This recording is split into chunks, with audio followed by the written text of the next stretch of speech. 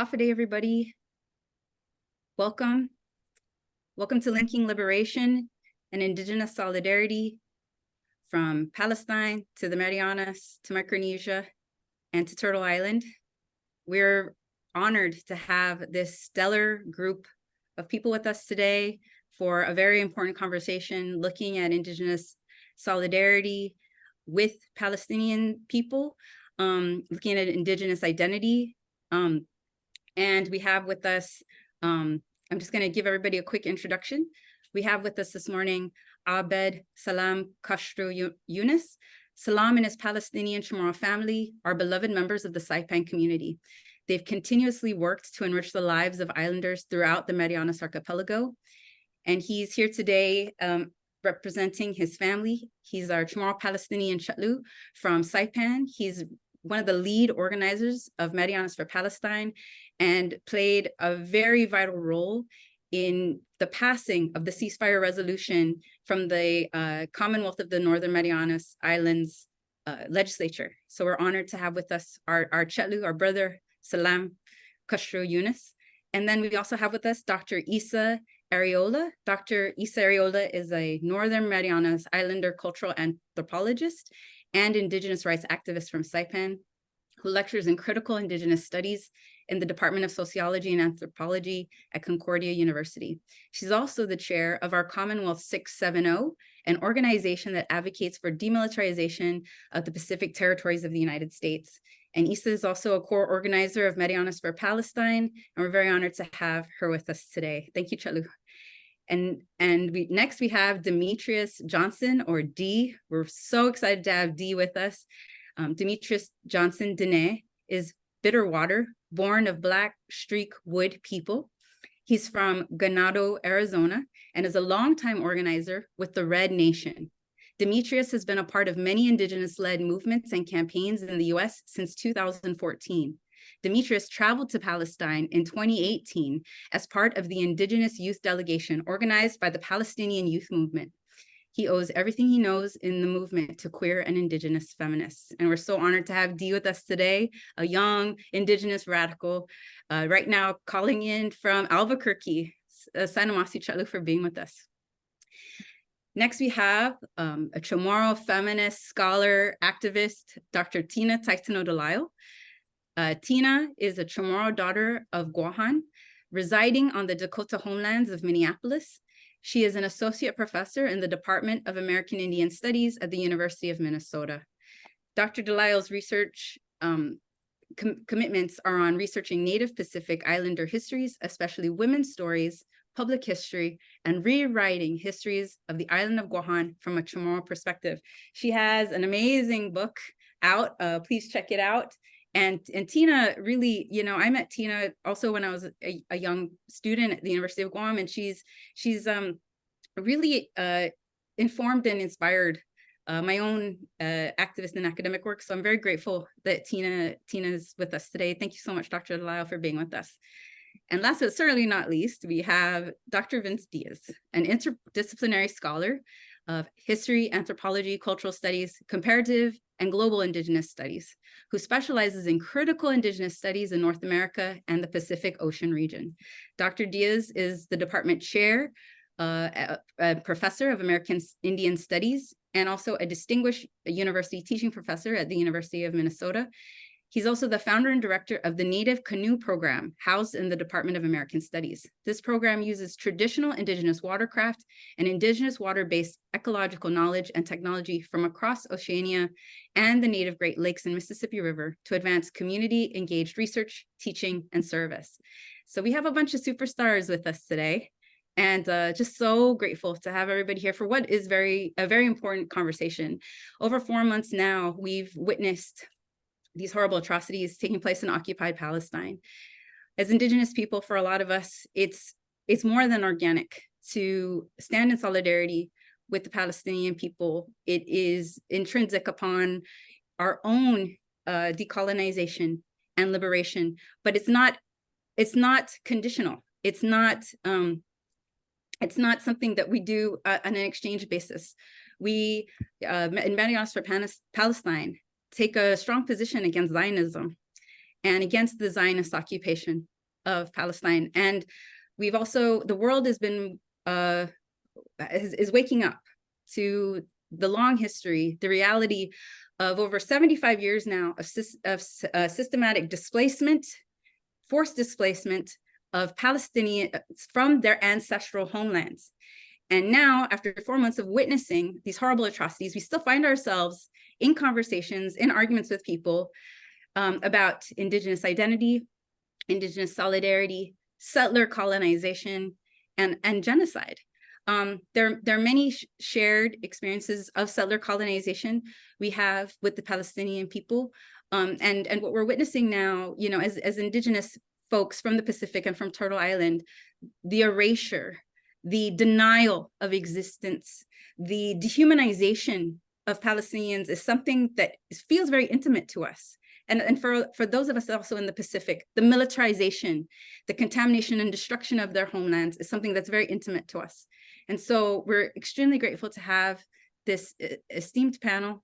And we really want to ground the conversation and start with our Chetlu from Saipan, Salam, Castro, Younis, who, Chetlu, thank you so much for being here with us. And so each of our panelists will take a few minutes to share their thoughts, and then we'll dive into a conversation. We're so grateful for everyone who's attending today. And this webinar is being recorded and will be made available for the public later today. So Sanamasi, everybody. Salam, may I pass it to you? Thank you so much. Marhaba, Sabal Khair.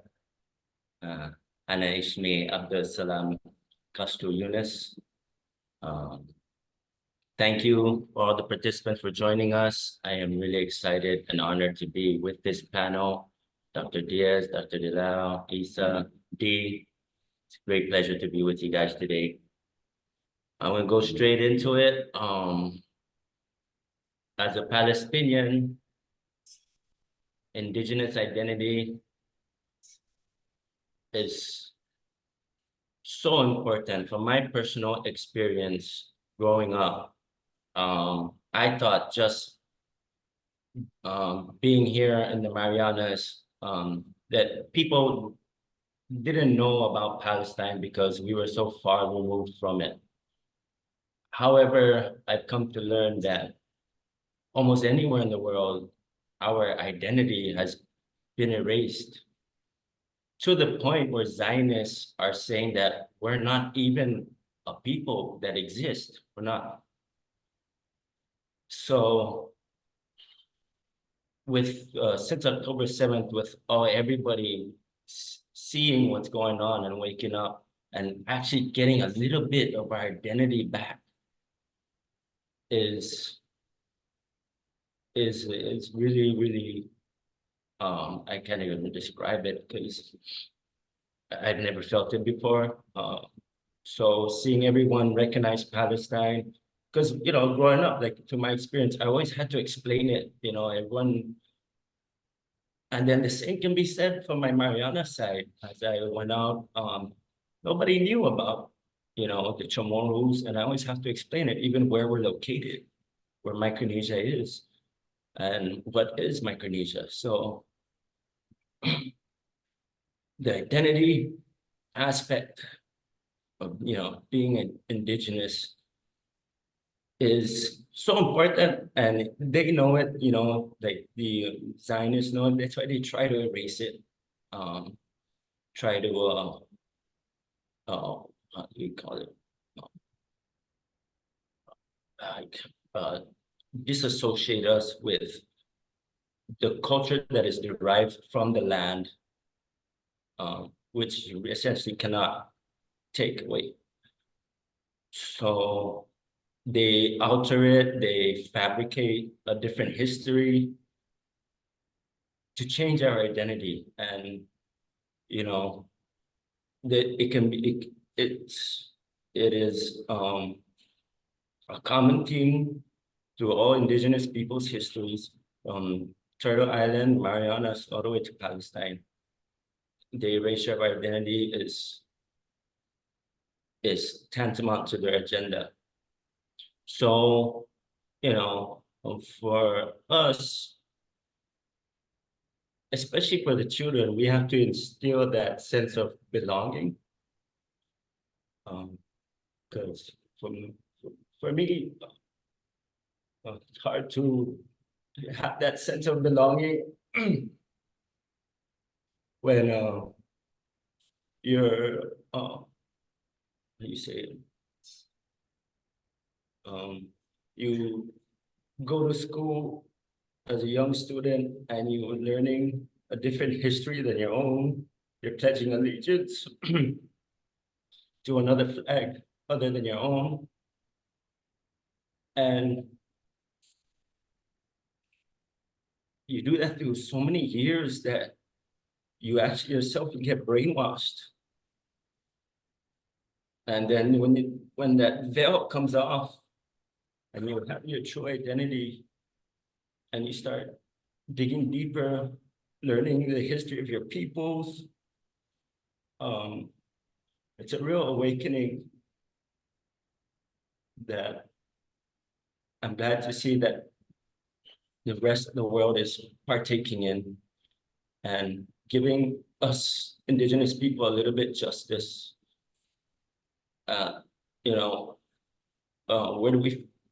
Where do we find that justice?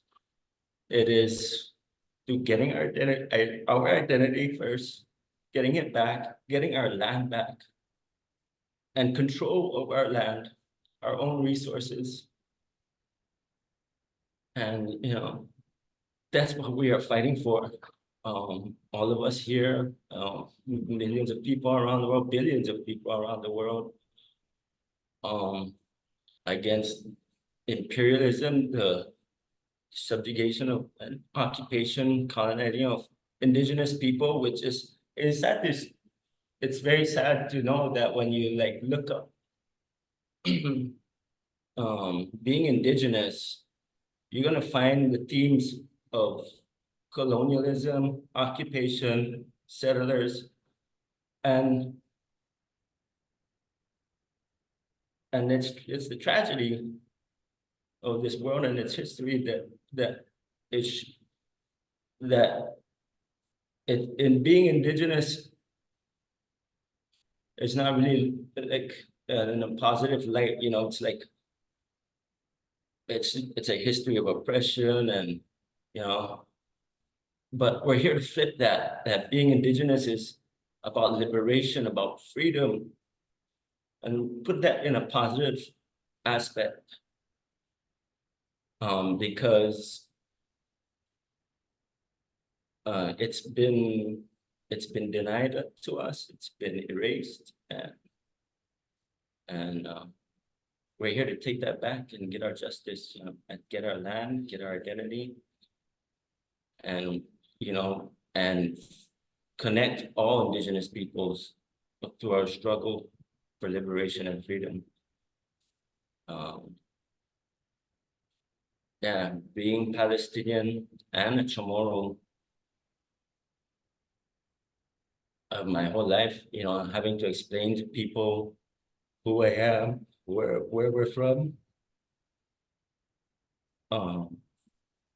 it's of course very difficult, but now we're here, and like I said, we're getting our identity back and our land and our rights and our dignity.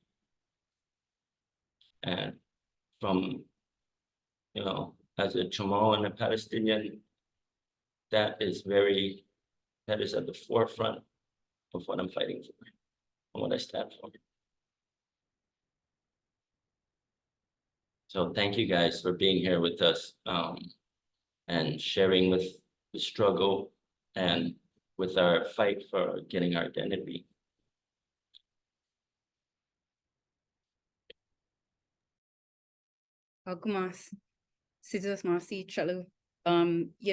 Thank you for reminding us how powerful colonial education is in the massive brainwashing, like you said, but also how it impacts also us as Indigenous people, and also brainwashes us, and we internalize that racism. And also, you brought up a really good point about decolonization being, that word being made to be a negative, being made to be violent or threatening. And you're absolutely right. We need to really switch the consciousness that that word, that big word, decolonization, is a powerful, positive thing. And also, thank you for making the point that our struggles are connected, but so is our resistance. It's an honor to have you with us always. Next, I'd like to pass it over to Dr. Isa Arriola. Can everyone hear me?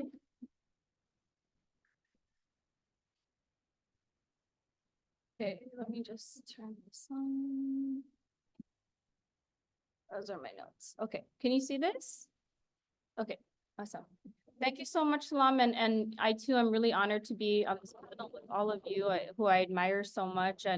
And Salam, again, I want to extend my appreciation and my admiration for taking such an important role in, you know, the work that we've all been trying to do here. You've just really stepped up in a way that, again, as Monaeka mentioned, it wouldn't have been possible, you know, to get the ceasefire resolution passed in the CNMI. And so for that, we're very grateful.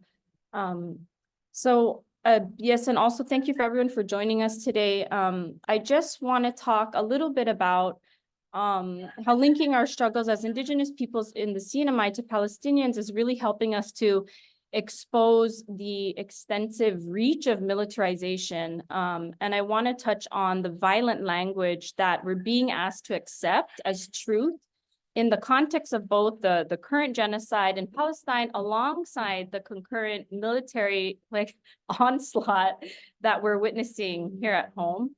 And so a lot of these links are also still emerging, and we're in the process of these links, you know, being brought to light in so many different ways. So I want to continue to encourage this sense of like conversation and learning and questioning what all of these connections really mean for us, because with this level of loss of life, it's really hard for anyone to really comprehend what's happening, of course, for Palestinians the most, right?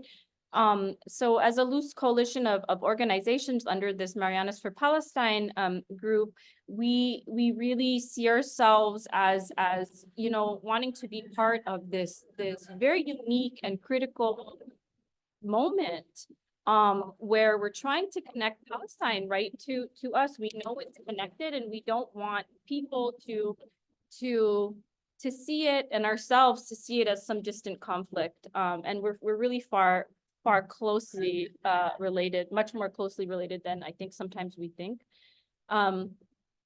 So what we're witnessing today is that military funding, if you're looking at the way military funding is connected, we are actually directly linked. Our region, which has been dubbed by the Pentagon as the Indo-Pacific, right, is directly linked to Israel. So one of the places that you're seeing this quite clearly is in Biden's supplemental budget request to Congress. So this happened in October of last year. So over $20 billion is being asked for weapons and other military funding to Israel, and billions more for militarizing our region of the world to build nuclear-powered submarines, right? And remember, this is just the supplemental ask to support this pact between Australia, UK, and the US, or AUKUS, right? And all of this is to quote unquote deter China. At least that's what we're being fed in the media. Okay, so how the US continues to invest in the Pacific is still unfolding, and it's really kind of unclear what the US's exit plan and all of this funding really is. I don't think they have one.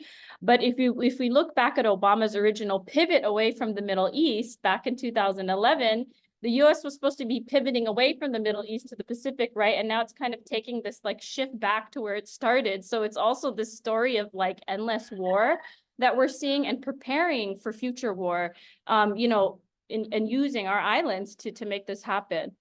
So there's a lot of text on here, but I thought this was a really interesting slide. But it's also about the Senate's recent passing of a $95 billion foreign aid bill that also includes money from the U.S. to Israel in the form mostly of military weapons manufacturing.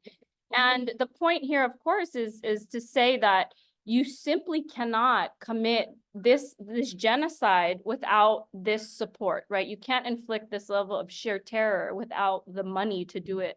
And this is where it's coming from. And so, you know, all of this, of course, for us in our community begs the question of how this money could be much better spent on like all these other critical resources that we're in need of, right? Health, education. What about diplomacy? What about not looking to militarism as a way to solve conflict, right? And all of these other investments that would make our community actually safer rather than a target. So one thing that was pretty striking to me was that there has been militarized funding between Israel and the Marianas actually in the past. And it actually was on October 7th, 2021 that this happened, just coincidentally, that the Iron Dome and basically the missile launcher, the missile batteries, the Iron Dome weapon system was being experimented with on Guam by the US Navy in an operation that was called Iron Island. So I don't want to just assume everybody knows what the Iron Dome is. I mean, I think most people know, but basically it's a series of batteries that uses radars to detect the short range rockets, right? And it intercepts them. So I thought this was a really interesting story because as it turns out, it made like very little sense to send this weapons technology to Guam because of the way that it's shielded from short range rockets. And the Navy was really interested in these like testing against these longer range rockets that they say would be coming from China or North Korea, for example. So as it turns out, this technology was basically just like a temporary placeholder as the Navy tried to figure out what other weapon systems it should be placed on Guam, right? But given that the 2019 National Defense Authorization Act basically had this deadline that said that these batteries needed to be deployed by the end of 2021. And so that was part of the reason, that very arbitrary deadline was like part of the reason why this weapon technology was sent to Guam. So again, thinking about the ways that we're connected, right? Like at home. So if we're actively contributing to supporting the continued militarization of the Marianas here, right, through the buildup and all of these other violent technologies that are needed to continue to be tested, we're really working to uphold this violent system that's part of the broader strategy to subordinate Palestinians, right, in this apartheid state, in this genocide, in their homelands. And we're literally sharing these technologies. And so if we want to look, you know, this is why demilitarization is so critical, because reducing that military bootprint at home really is a divestment from these militarized technologies abroad. And this is really also one of the places that we can see demilitarizing, upholding Indigenous sovereignty, right? And highlighting our shared histories with other highly militarized communities. I hope I'm not talking too long. I haven't been timing myself. So okay. So one of the other really critical connections we're seeing happening in Palestine and here is the way that militarized violence is being justified in the name of defense, right? So there's a lot of words we can think of, but defense is one of the key ones, or self-defense. So if we think about the term national defense or self-defense and how that's being used to justify genocide, and the hyper-militarization of the Marianas Archipelago, right? Basically, what we're having to do right now is reformulate what defense is, what defense really is, and what security really is. Because when we look around, what it looks like is that we're being essentially asked to shoulder the environmental, the cultural burden of preparing for war, all in the name of this potential threat, right, from China or North Korea. So when 29,000 Palestinians can be murdered in the name of self-defense, we cannot accept that this term represents reality. That is like a point of contention we must fight back on. So we are being desensitized to war. That language is actually desensitizing us to war as a tactic to solve geopolitical crises, to solve conflict. And all of this is playing out in this really like almost childlike way in the propaganda that we're seeing on island, right? And in the way that this propaganda valorizes war. I have to show this picture because this is, we were talking about this earlier, but one really poignant example of this happening on Saipan was this last week or just this week, I think that was last week, is through this event that was called Pet a Jet.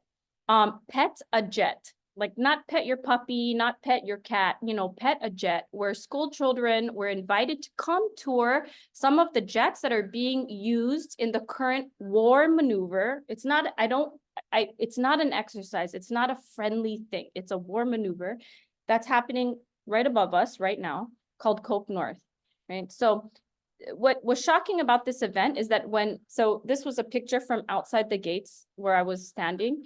It was advertised to school children in the elementary schools on Saipan. And I also learned that this happened in similar events on Guam, right? And so what even the names of the war maneuvers themselves, right? Like Cope North and Juniper Oak and all of these other different names, they're really obscuring the danger that they present to us here in the Marianas. And these war maneuvers are acts of provocation, right? They're not actually deterring war, they're making us a target. And these kinds of events where school children are invited don't give us that picture at all. In fact, they distract us from the reality of what's happening. So then there's this constant question of who's profiting from all of this, right? So these 5 companies took in like over $168 billion just in 2022 alone. And these are some of the same companies that are profiting off of the military buildup on Guam and throughout the Marianas by manufacturing the aircrafts, the machinery, the weapons, and the ammunition basically that's being dropped by the thousands of pounds during these war maneuvers that I was mentioning. One of them being RIMPAC, which is considered the world's largest international maritime warfare maneuver. According to the Pentagon, the largest US-Israeli war maneuver in history was called Juniper Oak. That occurred in January last year, and they dropped over 180,000 pounds of live munition during that training. So that's the thing about war preparation, right? Even when all is said and done, the levels of contamination, the toxicity, the physical damage that's done to the environment, it's irreparable. How even if land is returned, what are they returning, right? Is another question. We, especially for the Marianas, where enlistment rates are off the charts per capita, since October 7, you see that 1,200 military personnel have been deployed to the Middle East, right? And so this has deep implications for our community, given that there are really few, like outside of the military, the pickings are slim. And this dependency on the military makes our community members more vulnerable to enlisting, fighting in these US-backed conflicts. And the genocide being committed in Palestine by the Israeli government is contributing to destabilizing this region. And that puts Pacific Islanders communities directly at risk, given our high enlistment rates, right? Especially in Guam and America and Samoa. So these are just some of the connections that are emerging as we're witnessing this genocide. Okay, I'll just close with this. So if we're protecting the land here by working towards being less dependent on militarism, then we are actually taking a stand against, we want to take a stand against this war machine. We are actively saying no to the Pentagon, right? Like, you can't keep using our islands to prepare for your future wars at our expense. That is an act of sovereignty. These are acts of sovereignty that are building on one another daily, building up towards something, you know, much more hopeful, much more secure, much less violent than what we're being prepared to do today. And we have, as a community, we have a moral imperative, you know, as we deal with our own colonial realities in the Marianas, to do whatever we can in our own power to stop this genocide, no matter how small and insignificant, you know, people continue to say we might be in this broader conversation. And the same way that our islands were colonized by various powers throughout history, including US occupation now, this shared colonial history has come to light, right? And this is the moment. When we're all waking up to this, these are the connections we're seeing. It's on the ground, it's happening. Right? So I'll end with that. The last slide I wanted to share though, and so again, thank you to all of you, and thank you to the hard work that goes into this day in and day out. Monaeka was just talking about being at a protest for Cope North right before jumping on this webinar. Like this is just, it's a lot of work. And so I just want to extend my deep and sincere, again, admiration for everything that you all are doing. I just wanted to share this language guide about Gaza that I've been helping to come to life with other really brilliant folks like Maha Hilal and David Vine and Patrick Hiller. But it gives some suggestions about how to talk about Gaza and kind of read through the media bias that you're seeing, right, in the news. And so instead of calling it like even a war, right? Or a conflict or a humanitarian crisis, we got to call it for what it is. Like, we got to call it, it's a genocide. Right? So these are just some tips that you can look up online at wordsaboutwar.org. Thank you so much. Sizos Masi.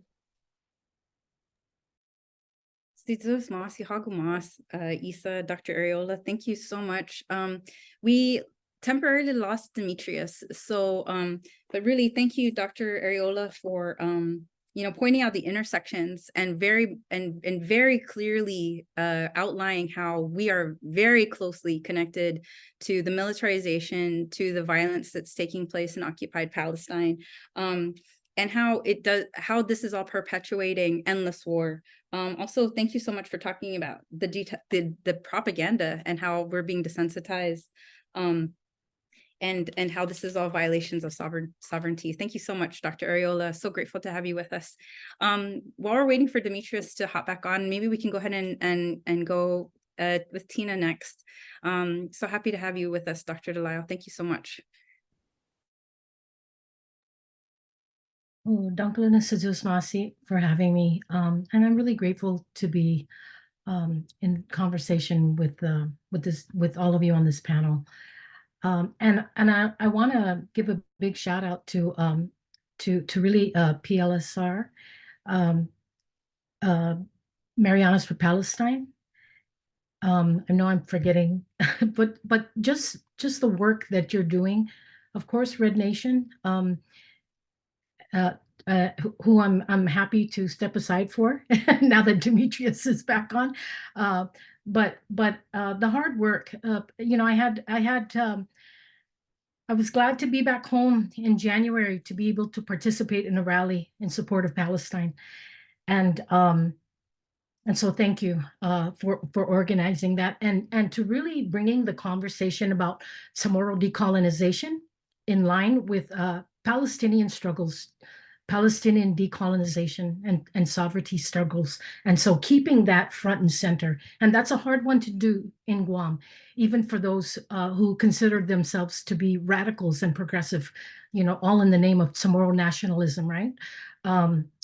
So should I, should we try to keep with or should I keep going? Okay, so I'm gonna share my screen here.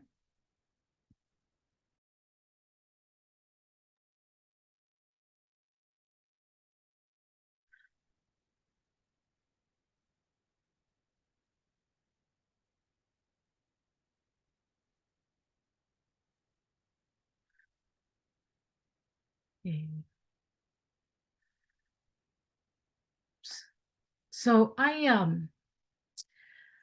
want to start by just saying, really giving context to, I'm CHamoru, born and raised in Guam, and I've been away for several years. Vince and I have been living in the Midwest for over 20 years. A big part of my work has really been about I'm in academia, but that work has been about trying to look at how decolonization struggles can inform the intellectual and political work in academia, and vice versa, how academia and theory can really help decolonization struggles. And so I've but how I approach this and how I approach these connections, but I want to also emphasize really fertile grounds for these important conversations. So not just these connections, although these connections are extremely important, similar histories of colonialism, settler colonialism, military occupation, but more importantly, looking at these decolonial struggles and how we can benefit from that collective struggles to move us forward. So Vince and I have been living in we went from the University of Michigan, where I did my PhD, to the University of Illinois. We were there very briefly, and hopefully we'll have an opportunity to come back to that. We left well, I'll explain that in a little bit. But we left, we were there to build comparative Indigenous studies. And it was really, if not the first, one of the first moves by an American Indian Studies department to hire, to have hires that were thinking of indigeneity comparatively. And so that's a big thing. And that's a big deal. And it really helped to profoundly shape how I think about CHamoru struggles, right? And then coming here to the University of Minnesota in Twin Cities, on Dakota homelands, it really put into sharper focus the need to think about CHamoru struggles in solidarity with American Indian struggles and Palestinian struggles with Black Lives Matter, just really expanding those struggles of oppressed peoples. So I want to start by sharing a statement that the Department of American Indian Studies at the University of Minnesota had issued in December of last year. And I think, I'm going to read it, but follow along. But I think this really, I think it begins to illustrate more clearly, what it means for me, being CHamoru, writing about CHamoru decolonization, writing about history, writing about CHamoru women's history, and doing so while being accountable to the indigenous lands that I reside on. And that takes a lot of work. So thinking about intellectual, political, academic, but this is not just a project for academics. This is, thinking about on the ground struggles, community projects, right? So pivoting to see what those priorities might be here on Dakota homelands. So I want to read this struggle that this statement that our department issued. And I think, again, it really helps to articulate, what it means to be doing the work of home while being away, and also on other people's indigenous homelands. We, the undersigned faculty and staff in American Indian and Indigenous Studies at the University of Minnesota Twin Cities, understand our accountability to the people's lands, waters, and skies of Dakota Oyate. We are employed by a land grab university built from stolen Dakota, Anishinaabe, and Ho-Chunk wealth, land, and blood. Invaded and then claimed by Euro-American settlers, Minnesota has for more than 100 years maligned and demonized Dakota patriots who resisted genocide. Their descendants continue to be denied return or land back. Streets and university halls proudly bear the names of the architects of genocide, while Dakota calls for justice are ignored, silenced, or shuffled into empty gestures of reconciliation, land acknowledgement, and diversity, equity, and inclusion. It is from this place and position of advancing justice for the crimes of genocide in Minnesota that we proclaim unequivocal solidarity with the Palestinian people who presently suffer and resist genocide halfway across the world. No nation state should exist through the genocide of another people, particularly when that existence also involves, as it does in Palestine, a longer and ongoing history of colonial and military occupation and apartheid of the other's homelands and peoples. Recently, some of us have helped the Palestinian community at the University of Minnesota publicly say the names of Palestinian relatives and friends killed in this obscene and criminal campaign. For this act, we have also been criticized for being anti-Semitic and for supporting Hamas, but we will continue to say their names like those of so many other victims of hate and war fueled by imperial and colonial violence. We say their names to witness and resist genocide and injustice everywhere. Of the more than 19,000, of course, that number has changed close to 30,000 Palestinians killed. Almost 70% are women and children. The direct result of the state of Israel's indiscriminate revenge for the deaths of more than 1,000 foreign nationals, Israeli soldiers, and Israeli civilians, and the capture of more than 200 Israeli soldiers and civilians after Palestinian fighters and civilians broke through the Gaza border on October 7th, 2023. In no way is the conflict an equal one. We see in the staggering incongruity of the tally and in the rubble in Palestine, the grotesquely disproportionate demands of, on the one hand, Palestinian national defense and right of return, and on the other, the Israeli state's genocidal expression of its right to exist. Also unequal, unjust, and obscene is how the Israeli state acts with such remarkable impunity, a pass made possible by the monstrosities of financial, military, technical, and cultural imperialism of the United States and the Western world powers.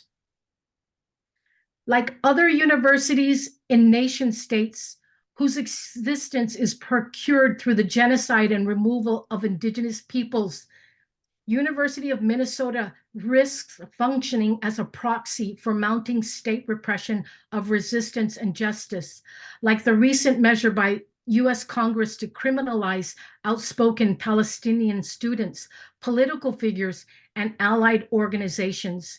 University leaders across the country have also capitulated to external lobbying and financial pressure to crack down on freedom of speech and critical expression by outspoken faculty, staff, and students.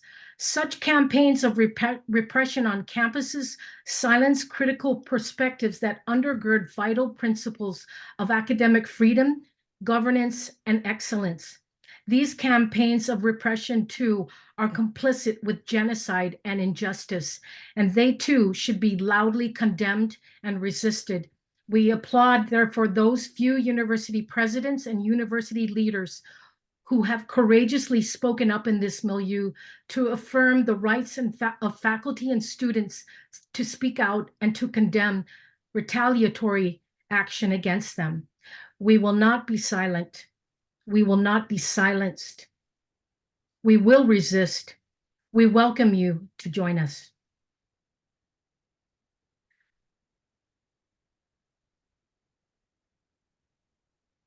So we can talk a little bit more about some of the, what it means for, I'm sure I speak for Vince as well, but for myself as a CHamoru feminist scholar out here on Dakota homelands in Minnesota, Mokoche. I want to add, how am I on time, Monaeka? About how, okay. I want to, coincidentally, in a class that I teach with Dr. Melanie Yazzie, co-teach with Dr. Melanie Yazzie, Introduction to American Indian Studies. So we also have this week, we also happen to be coincidentally teaching Palestine.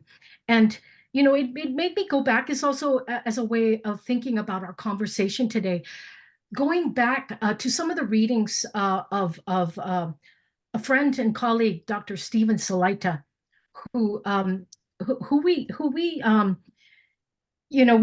hired when the Department of American Indian Studies hired in 2013, who was supposed to begin teaching with us in 2014. Correct me, Vince, if I have these dates wrong. But it's also an opportunity to really, because I also feel very, very indebted to Dr.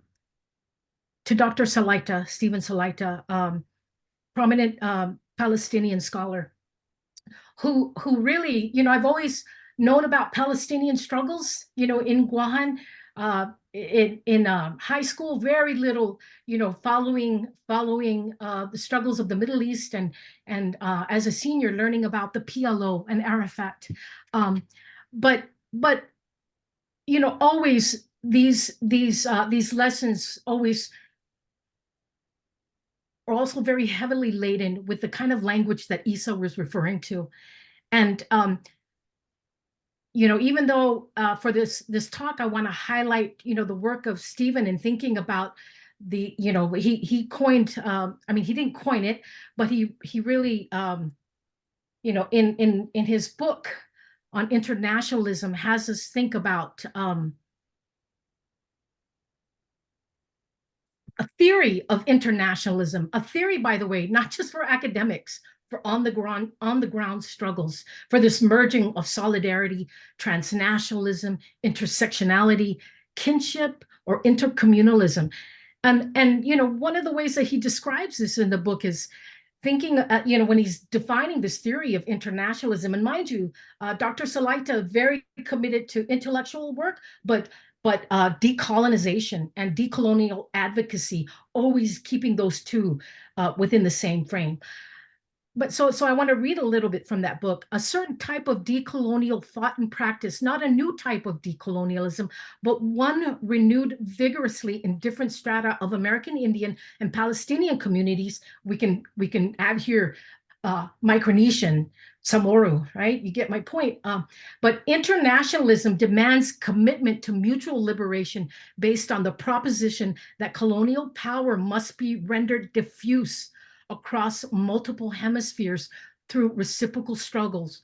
Now, of course, we have to contextualize that in the way that Salam and Isa, talking about the military in Guam and talking about history and how that was taught in schools in Saipan, in the CNMI, Salam, right? So we need to think about those struggles at every level. I also want to, so I'll end there, but in sharing, but I want to end with, in this theory of internationalism, my friend and colleague, Dr. Melanie Yazzie, has really taken that even farther to think about indigenous internationalist feminism.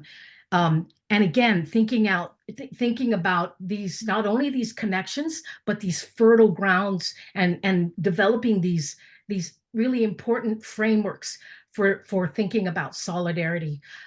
So I'll end there, and I'll end there. Hopefully we'll have more opportunities to talk about some of the examples of this indigenous internationalist feminism. Thank you so much, Tina. That was amazing. And thanks for sharing the statement from the university. We need to push our University of Guam and the College of the Mariånas to make similar statements. We have tried to engage with some scholars at the University of Guam. We haven't had a great response yet, but we're still pushing. Especially appreciate, even the mention of impunity. We can see even in our own colonial experiences in history how violent genocides have also been carried out without impunity. But the taking of children specifically, this today is a war on children, and we can also look at our histories and see how our children have been taken from us, stolen from us. There's so many ways we're connected. Thank you for bringing this out, and also thank you for talking about in the statement this sort of erasure that takes place when we only honor and commemorate settler history, and that's something that's definitely happened throughout Turtle Island, here in the Mariånas and in Micronesia, when we commemorate war especially. But now it's also something that that Palestinian people are constantly fighting against. So thank you so much for so many things we could bring up, so many things we can talk about. Thank you so much, Dr. Tina DeLisle. And now we'll pass it over to our Chetlu Demetrius Johnson, who's with us, calling in from Albuquerque. Dee, thanks so much for being with us. Yo, no problem. Demetrius Johnson, Dasha Diné. Twitchini Nishna, Dosit Anjini, Bashis Chin, Sanjikane, Dasha Chair, Twitchini, Additionally, Twifanadena Sha, Ado, Akut Ego, Dinehastin Nishla. Wow, what an honor to be here on this panel with all of you. Just want to say what up to all of you, and sorry my internet went out. I don't know what the heck, but yeah, so I'm Demetrius. I'm Navajo, Diné, or Navajo, however you want to say it. But I'm currently residing here in Tiwa territories, also known as Albuquerque, New Mexico. I'm a long time, almost a decade I've been in the Red Nation. The Red Nation started in 2014, and it's a Native organization created for the liberation of Native people. It actually started because of murders of two Navajo men here in Albuquerque who were killed for sleeping on the street, and a few teenagers came up and pretty much beat them to death while they were sleeping. And this is just this is like a legacy of colonial violence against Native people on their own homelands. So I'm honored to be a part of this organization and to represent it here. But oh man, where do I start? I think I want to talk about kind of just like the moment that we're in, especially for young organizers or even people that show empathy towards what is happening in Gaza, and even for like the Palestinian resistance. I know like people are getting targeted, people are getting harassed, people are getting death threats, and me, myself, and the Red Nation are no different when it comes to this. And I recognize how scary and I don't know how easy it could be to crumble under this moment. But I want to emphasize that this is just a long history against like the resistance against colonial violence. So with the Red Nation here in Albuquerque, when I first joined, I was 21 years old, but one of the first things that I got involved in was the changing of my university, the University of New Mexico, the school seal, which depicted conquistadors and frontiersmen, two colonizer groups, one from Spain, one from the U.S., and coming to these lands. And that was the seal that was on our diplomas, our graduation gowns, any sort of official letter from the university always had that seal, just commemorating colonial violence here, commemorating conquestors. So we were able to successfully, after like, I don't know, like a 3-year campaign, to abolish this racist seal. But also tied within that was also abolishing the entrada. These things go hand in hand. So the entrada was in our state's capital, Santa Fe, but it's literally like a reenactment, a false reenactment of when the Pueblo people, who are the indigenous people here, they kicked out the conquistadors, they kicked out the Spanish colonizers, and then they came back. The Spanish colonizers came back and forced colonial violence and colonized this land, which we now know as New Mexico. So it's a little reenactment that they do every single year. So that was also a thing that we the Red Nation also, along with various groups here in Albuquerque or in New Mexico, that we also abolished. But in 2020, during the uprisings, after George Floyd's murder, we also wanted to tear down these racist statues glorifying conquistadors, glorifying conquestors in New Mexico. And it was just last year, a week before October 7th, there was a town up in northern New Mexico called Espanola, where they wanted to re-erect, after we tore it down in 2020, they wanted to re-erect on Don Juan de Onate, the Juan de Onate statue, after we successfully tore it down. And it was that week too that Mohammed al-Kurd, who is a prominent Palestinian journalist, a poet. He was actually in Albuquerque and came to our office, the Red Nation office. We told him that this was going on. He was like, you know what? I'll stay to just check it out. We took Mohammed up there. We actually we pressured the city council, not just the Red Nation. We were just a part of it, but this whole coalition of New Mexicans, of Native people, to stop the resurrection of this statue coming back up. Mohammed spoke, but it was also during this where one of our relatives got shot by a racist, by a fool.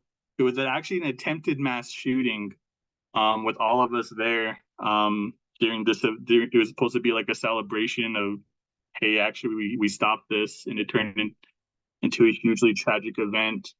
But I don't think it was coincidental that Mohammed al-Kurd was here with us. But yeah, that was literally like a week before the October 7th uprising. But during this time, we have our doings, right? Like, these people have our doings after this, after something tragic like this happens.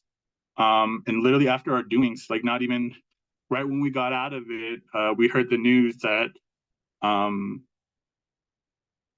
Palestinian resistance happened. And as my comrade said, there was an actual act of land back. And to see the parachuters come in, the paragliders come in and actually overcome the walls when people have virtually nothing and they still make it work to resist colonial violence. It was a beautiful moment for me, for my comrades, and for everyone. But in the coming, as we saw, in the coming days, in the coming weeks, in the coming months, we see this shift of hey, these people are terrorists. We need to exterminate them. You should condemn Hamas, basically, right? Anyone that supports the Palestinian resistance is a Hamas supporter. I think when that happened, and when my comrades saw what was happening on October 7th, I think we all cried, because we saw something that I think in our history we recognized as something that was brave, beautiful, and for the love of your own people. And to call them terrorists, to call them people that shouldn't, that should be condemned, that should be put to death, that resonates with my own history. That's like saying for us, we have Chief Manuelito, right? We have these people, these historical figures for our people. For the Apaches, it's like Geronimo. For Lakotas, it's like Crazy Horse and Sitting Bull, right? We have people who have actually resisted against the U.S. and won. And to see this moment happened where people are actively resisting when they have nothing, when all they have is just, it's either we resist now or we accept our fate of being exterminated. And for me, as an Indigenous person here, I think that's what we all recognized. But given that, it's important to know, in order to come to this and conclude this realization, right? And I think all the panelists here know their own history. I think that's the important thing. It's to know your own history and to see this moment on October 7th, and even the subsequent moments of hey, this is an exact retelling of our history that we've already experienced. For us, for Palestinians, they say it's the Nakba, the first Nakba in 1948, and for us it was in the 1860s when 1864 actually, when the U.S. cavalry rounded up our people and took them to Huelda, or to the Long Walk, and imprisoned us there for 4 years. imprison as much Navajo people, elders, children, women, men, in an open air prison for 4 years. And it was only until after the end of the 4 years and we signed the treaty that we were able to come back home. But I guess like I say all this because this moment that we're in, where we're being targeted, where we're being sought out, for showing compassion, for showing solidarity for our Palestinian relatives, to even say like, hey, like genocide is wrong, like to even go that far, we are being actually threatened with death.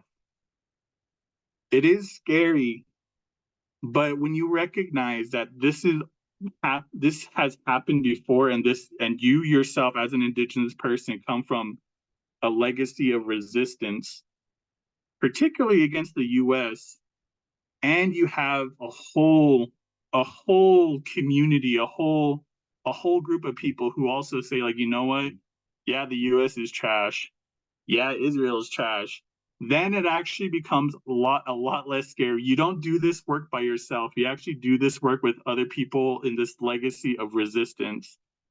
And so with that, like, I'll just say, like, don't ever stop speaking up for Palestine, because when you talk about Palestine, you're actually talking about this history of your own people too.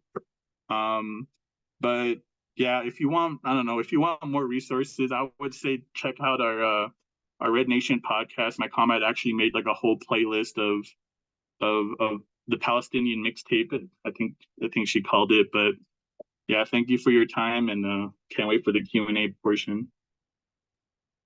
Thank you so much, Demetrius. And you're absolutely right. Red Nation has a lot of great podcasts, as well as written pieces, articles about the connection between our Indigenous struggles and of course, the struggles of the Palestinian people. But I really want to thank you for really highlighting how colonization and decolonization are active, things that we're experiencing right now in this moment. But most especially, I really want to thank you for honoring resistance. That's such a critical part of this work, is that we honor this resistance of the Palestinian people, and that it is a just resistance. So thank you so much for that, and for pointing out how it's been demonized. A lot of people don't have an understanding of who Hamas is. And so thank you so much for making that very clear, that we have to honor the resistance, and that it's justified. It's justified when people are occupied. There's a weird thing happening now where the colonized, the occupied are being dehumanized. I mean, it's not just happening now, it's happened throughout our history. We've been dehumanized, we've been erased, and the colonizer and the occupiers have been uplifted. Somehow they're the ones suffering more than anybody. So thank you so much for really bringing us back to this very critical point that we have to honor the resistance. Thank you so much, Chetlu. So honored to have you with us. And last but certainly not least, we have Dr. Vince Diaz, and we're so grateful. And I didn't get to mention earlier, you know, I talked about everybody's indigeneity, but Dr. Diaz is Indigenous Micronesian. It has roots in Pohnpeian, and also is Indigenous from the Philippines. And so we are just so grateful with the richness and diversity of representation here, of course, and also in solidarity, in active solidarity. So thank you so much, Dr. Diaz, for being with us. And we pass it over to you now. Yeah, thank you, Kasalalia Manko, everybody. I want to add to that what Monaeka said, that I'm also proud, born and raised on Guam, grew up there, taught at the University of Guam. Some of you, I'm looking at the list of names here, and some of you may not know that the whole circumstances that got me to college to begin with was to play football. I grew up a jock, hardcore sports. It's all I knew. If there was an identity that was important after being a jock, it was being Catholic. So I was a good Catholic jock, and I want to emphasize good there. I was a good kid. I was obedient. I was respectful. I want to emphasize was in the past tense. Some of you also know that I do a lot of work with canoes, outrigger sailing, that kind of stuff, culture. So sports and culture. What you don't know is that my presence in the University of Minnesota or any other university where I have been, why I ended up in university, has exactly to do with learning about colonialism and making the connections between things like colonialism, sports, canoes, military, and things like that. And so that statement that Tina read, um, I helped co-write it, the first draft with Melanie, because I see that and my presence in the university as very much about decolonization. So what I want to do is actually kind of give a little bit of background to that. It's why I went on to school, to grad school. It's why I returned to University of Guam. It's also why I left. But I also want to use that to make specific connections, not only between what some of us do in the academy as scholars, not just intellectual stuff, but scholarship, and specifically critical scholarship.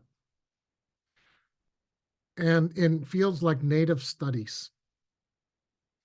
And the connections between that and political struggles, solidarity, decolonization, but also connections between that and places like Palestine and Turtle Island and Micronesia.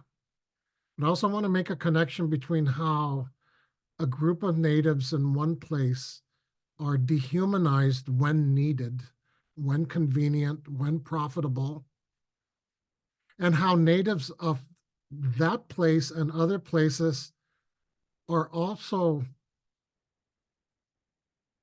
moved in the direction of not just humanization, but really affectionate, intimate kinds of innocent kinds of model humanity. It's the connection between how some of us think of ourselves as good humans that make possible the dehumanization of others. That is what I want to connect. For me, this all comes together when I went to school and I started to learn about colonialism, but most especially when the understanding of colonialism and the study of colonialism and the effort to decolonize became understood through the concept of colonial discourse. And colonial discourse is how colonialism operates at the level of ideas and practices and language in areas particularly that we don't recognize as political, as colonial. In fact, as areas that we consider to be innocent, but even exemplary of being good people. So much of I went from being a jock to doing stuff with canoes in a way that was all about pursuing colonialism and acting against colonialism. In short, the academy became really a front for these things. And it's no surprise if I look back at my career that I would end up in American Indian Studies in Turtle Island, working with Micronesians side by side with American Indians. And I'm going to share my screen here because I also have some things to show and tell. One of the first books that I came upon when I went to go play football at the University of Hawaii was Vine Deloria's Custer Died for Your Sins. Do you guys see that? So this was really an important book because this was largely directed at anthropologists and the role that anthropologists had in the subordination and the lousy deal that Indians had in American history. So this was like, whoa, you know, I never got this at the University of Guam. A really important book when I left Guam in the 70s was Vine Deloria's God is Red. God is Red, in a nutshell, basically said, you know what? Christianity has failed us. So those are fighting words for a good Catholic. It won't surprise you that the book that came out of my doctoral dissertation was a critical look at the story of conversion to Christianity and the issues of power that are at stake in that history and in certain things that the Catholic Church was doing. This book kind of got me in trouble back home, although people were not really vocal about that because my dad was a deacon in the church and my family is very strong Catholics and that kind of stuff. But the fact of the matter is, it was in it was in the academy when I started to also ask critical questions about how we were raised and how we understood that history. The connections between faith, for example, and how we understand ourselves and our identities, and religion. So this is not a plug for my book. I just wanted to show you this kind of stuff.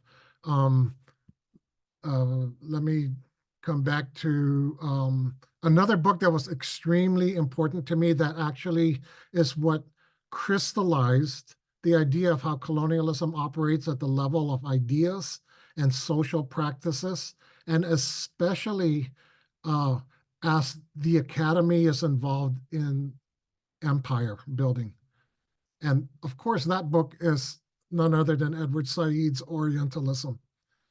Edward Said, if you don't know who he is was a Palestinian scholar, brilliant. This book basically showed us how knowledge production in the academy was a handmaiden of colonialism, simply put. My desire to go to graduate school was to do to learn to do the kinds of things that Edward Said was doing. And in fact, I went to the History of Consciousness program in Santa Cruz because he was one of the founders of a critical collective called the Group for the Critical Study of Colonial Discourse. Though he was at Columbia, he was UC Santa Cruz was the headquarters of this international collective, and by then, by 1985, I was already deep into reading critical stuff. Edward Said, learning about him exposed me to the next book that I read of his was The Question of Palestine.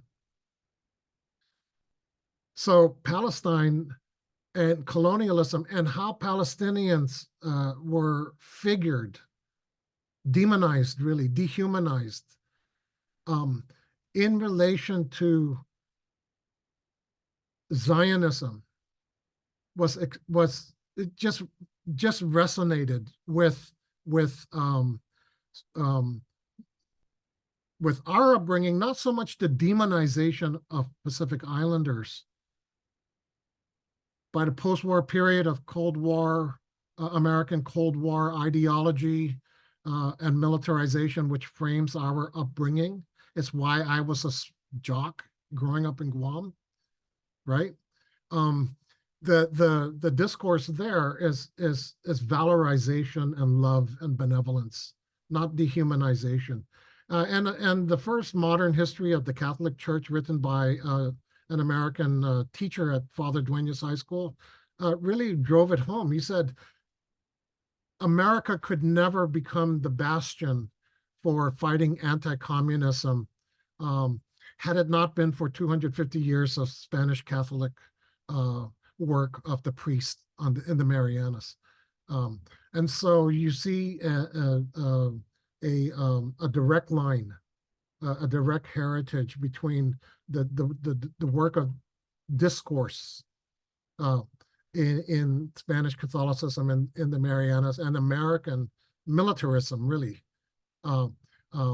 But we're not demonized by the late mid-20th century. We're actually quite obedient now, and we're distracted by sports and education and modern living and all of that kind of stuff. And we're firm Catholics, and the evil other, right, is the ones who we used to be before, the savages, the barbarians, are now really Islam and people like Palestinians. You know, so you have that. One of the most beautiful books I've ever seen and read was Edward Said and John Berger's After the Last Sky, Palestinian Lives. It's a photo essay of life on the ground, surviving and thriving. This came out in the mid-1980s, and so the pictures that you'll find here don't exist anymore in Palestine, I don't think, given the rubble that's ensued, the level of violence. That rubble, just the obscene level of violence is made possible by the dehumanization of Palestinians. And what I wanted to connect here is how, and Isa really brought this home when she, with the picture and the story of the Petajet, where school kids up in the Marianas are have these field trips up to and go to the military base. We grew up with that, you know, and of course the military is what introduced sports to us. But you go over and you pet a jet and as if it's a pet. You know, it's really a discourse about intimacy and affection for a fucking war machine, right? That level of building a kind of benevolent human. We talk a lot about kinship and relationalities. We're extending kinship and relationalities to bombers, right? Has a direct relationship with the dehumanization and the rubble that's happening in Palestine. I just grabbed two images really quickly from the critical work I do on sports and colonialism. In the annual change of command up at Anderson Air Force Base, I don't know if they still do it, but it was always accompanied with a ritual handoff of a football. Right. Another image I want to show this time with the military and outrigger canoes. There's actually a lot of military, a lot of images and discourse that make specific connections between outrigger canoes and culture in the Pacific and the benevolent things that the military is doing, from Christmas drops to canoes to, you might remember a very powerful image that accompanied that military commander that had convinced the Marshallese, the folks in Bikini, to leave, to sacrifice their island for the greater good of mankind, for the nuclear testing.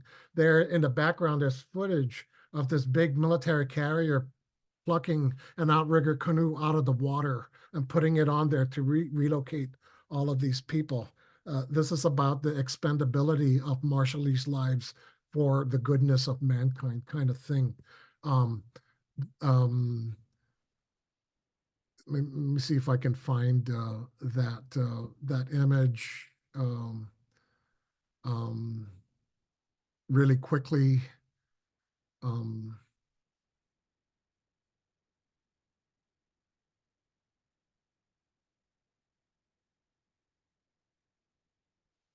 Battling backyard vegetation. You know what, let me just skip that, but I just pulled this out really quickly. Navy chief makes big waves with outrigger canoeing team. PR, good for the community, stuff like that. But think about the insidious ways of through which militarism becomes sort of tied with some of our most esteemed and revered practices, right? I want to close with two images that is also part of the work we do in the academy here. And I'm particularly proud of this one, these two. And this is just to underscore what else has been shared already. Of course, in the midst of COVID, George Floyd thing erupts down the street from us, and really a racial uprising. It just unleashes this racial uprising that has American Indians also smack in the middle of it, both as participants in the uprising, but also in a weird situation of having to also protect itself from the throng, as figured as Black, in a moment where we're trying to create, to find the solidarities across that. And of course, you might know that the American Indian movement, which one of its began in the Twin Cities, but one of the big outcomes and legacies of the American Indian movement was the creation of American Indian Studies programs. It's one of the reasons why American Indian Studies at University of Minnesota is the first of its kind in the country. So our program came directly out of the conditions that gave rise to AIM as an activist organization to protect its people from police violence and that kind of stuff. AIM patrol was resurrected in the George Floyd moment, both especially also to protect its neighborhoods, Franklin Street neighborhood corridor, from the throng that was coming. And I was proud to see students and colleagues come up and this and of course just a few weeks later the takedown at the capital of Columbus. Demetrius called attention to that. So these are some of these are some of the connections that I wanted to share in the academy, where a strong statement of solidarity with Palestine, doing Pacific Island Studies, in American Indian Studies in Minneapolis. They're all the same thing. They're all the same thing. Thanks. Thank you so much, Vince, for that. That's really what an amazing what an amazing presentation. I really appreciate, first of all, thanks for sharing all those texts. That's such an important part to remember, that a part of our solidarity work, a part of our organizing, is that we need to educate ourselves. And thanks for bringing up all of those great texts. And also, thank you for also talking about how the military appropriates language, iconography, and things like the canoe. So critical. We're even seeing this happen right now in Palestine with Israeli Defense Forces appropriating Palestinian music and everything else. But also thank you for bringing us to the very real example of the Marshall Islands, and how this propaganda is developed to remove us from the realities that we experience, and then also that we take care of us. So let's see, Demetrius put in the chat a little history about AIM and the connections with the PLO. And thank you so much, Dee. You could talk more about that in the Q&A also. I mean, we should just jump into the first question that we have in the Q&A. We actually have quite a few things. So one is the first question, this is great since Vince was just talking about the Marshall Islands as well. How can Micronesians navigate being in solidarity with Palestine when Micronesian/Islander countries are voting against the ceasefire in Palestine?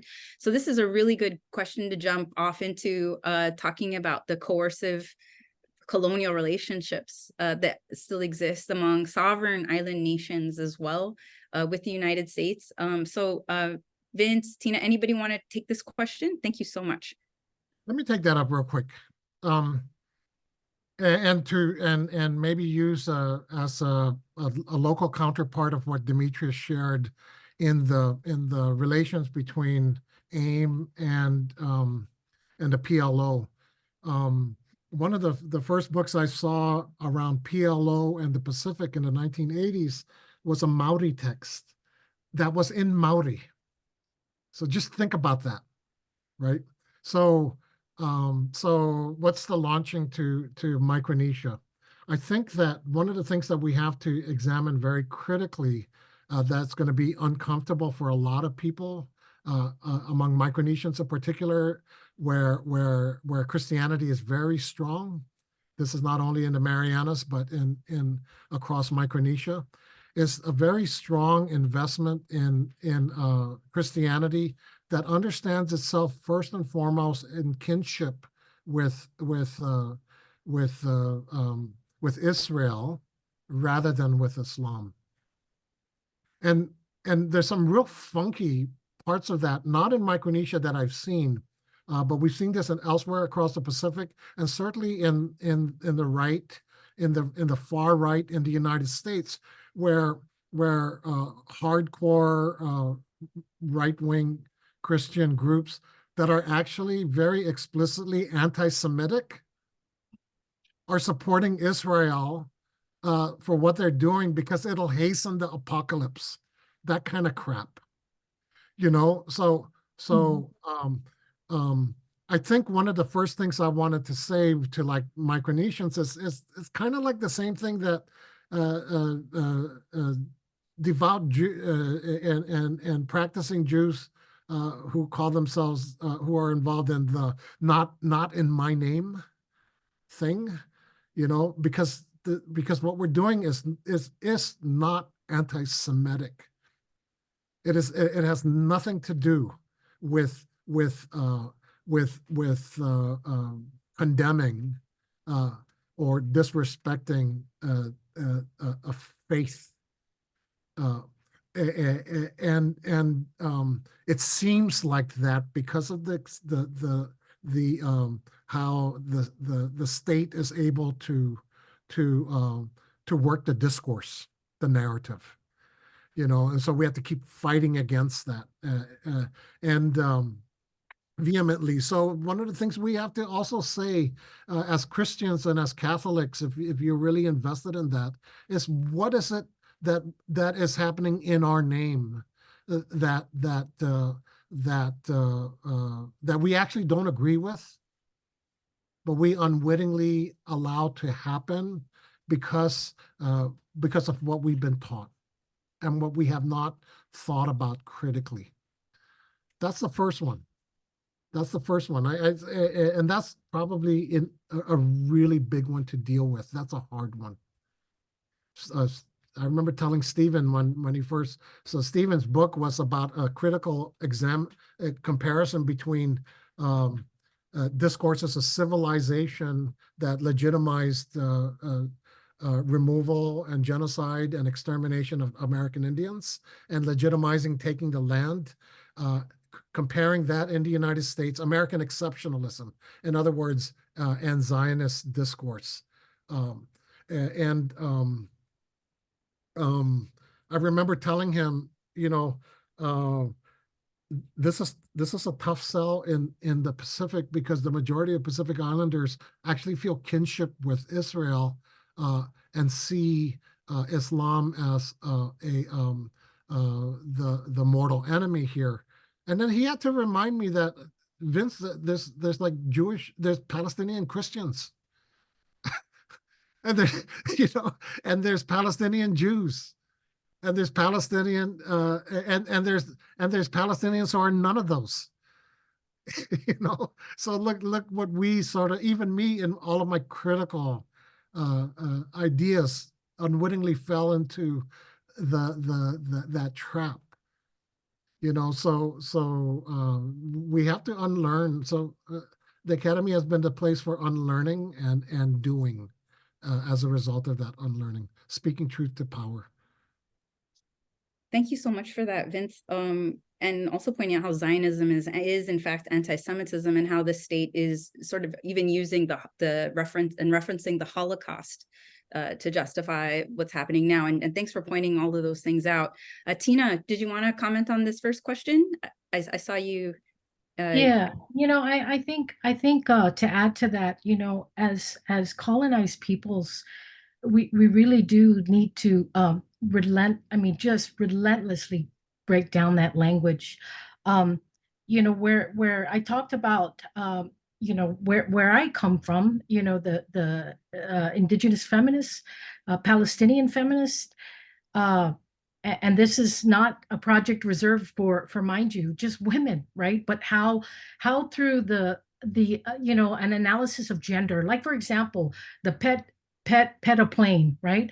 I mean, we can use feminist analysis here in the way that the plane, becomes domesticated and normalized. So you don't see the harm of this, as Vince put it, this machine, this killing machine. Because when you equate it with the pet, right? Again, it becomes domesticated, and this is something we saw happening during World War II with bombs that were dropped, the planes that were carrying the bombs.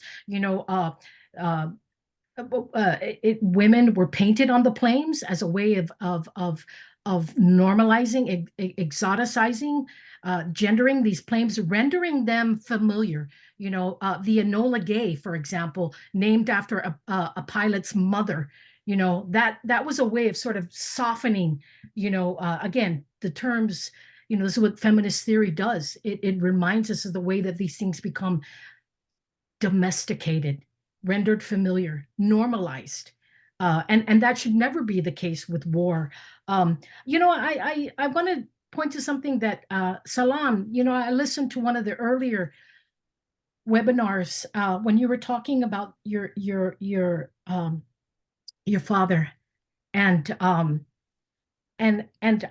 was thinking about that when you were tracing how he, going from Palestine to Japan, if I remember correctly, finding his way, coming to Guam, threat of being deported, and finding a home among CHamoros in Saipan, right? And what struck me here is, what really resonated. This was that the solidarity and sovereignty webinar back in November, when to me, I was thinking this is a really good example of that internationalism. Your father coming to Saipan, joining in on the movement to fight for Chamorro struggles for independence, already recognizing, right? Fleeing Palestine, but also recognizing the need to be part of the struggle in in Saipan, right? So I thought about it, but then I even thought about at the level, to that question earlier in the chat about what can we do. I think that as colonized people, we can tell these stories of indigenous solidarity. Salam's father, starting the newspaper, joining the struggle for independence, and we can even say, look at the places that seem so far away. Gaza, look about 141 square miles. We can even say, for me, right, Guam, not that much, smaller than Guam, which is 210 square miles.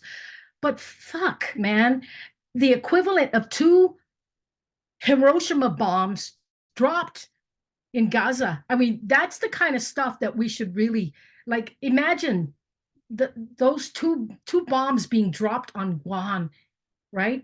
We need to break it down like that, and we really need to remind people about that. And it puts us in harm's way sometimes. It puts us up against our families, but we need to.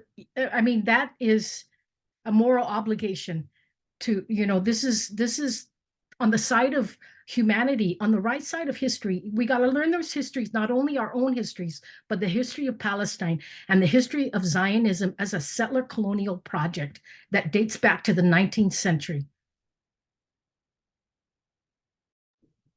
Tina, thank you so much for that. And you're absolutely right. It's something I visualize all the time, that while Guam is 30 miles long, Gaza is only 29 miles long. Gaza can literally fits inside of Guam.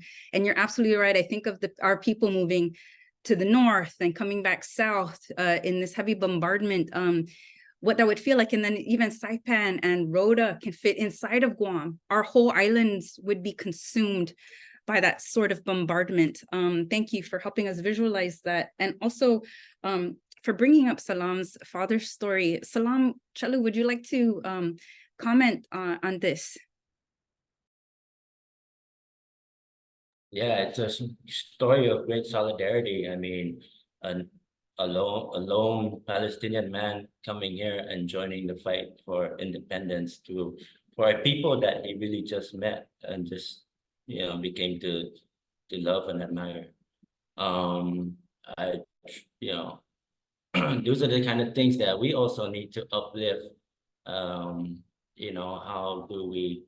That one question about how do we, as Micronesians, how do we navigate being in solidarity with Palestine, especially when these Micronesian, some of these islands are voting no on the ceasefire.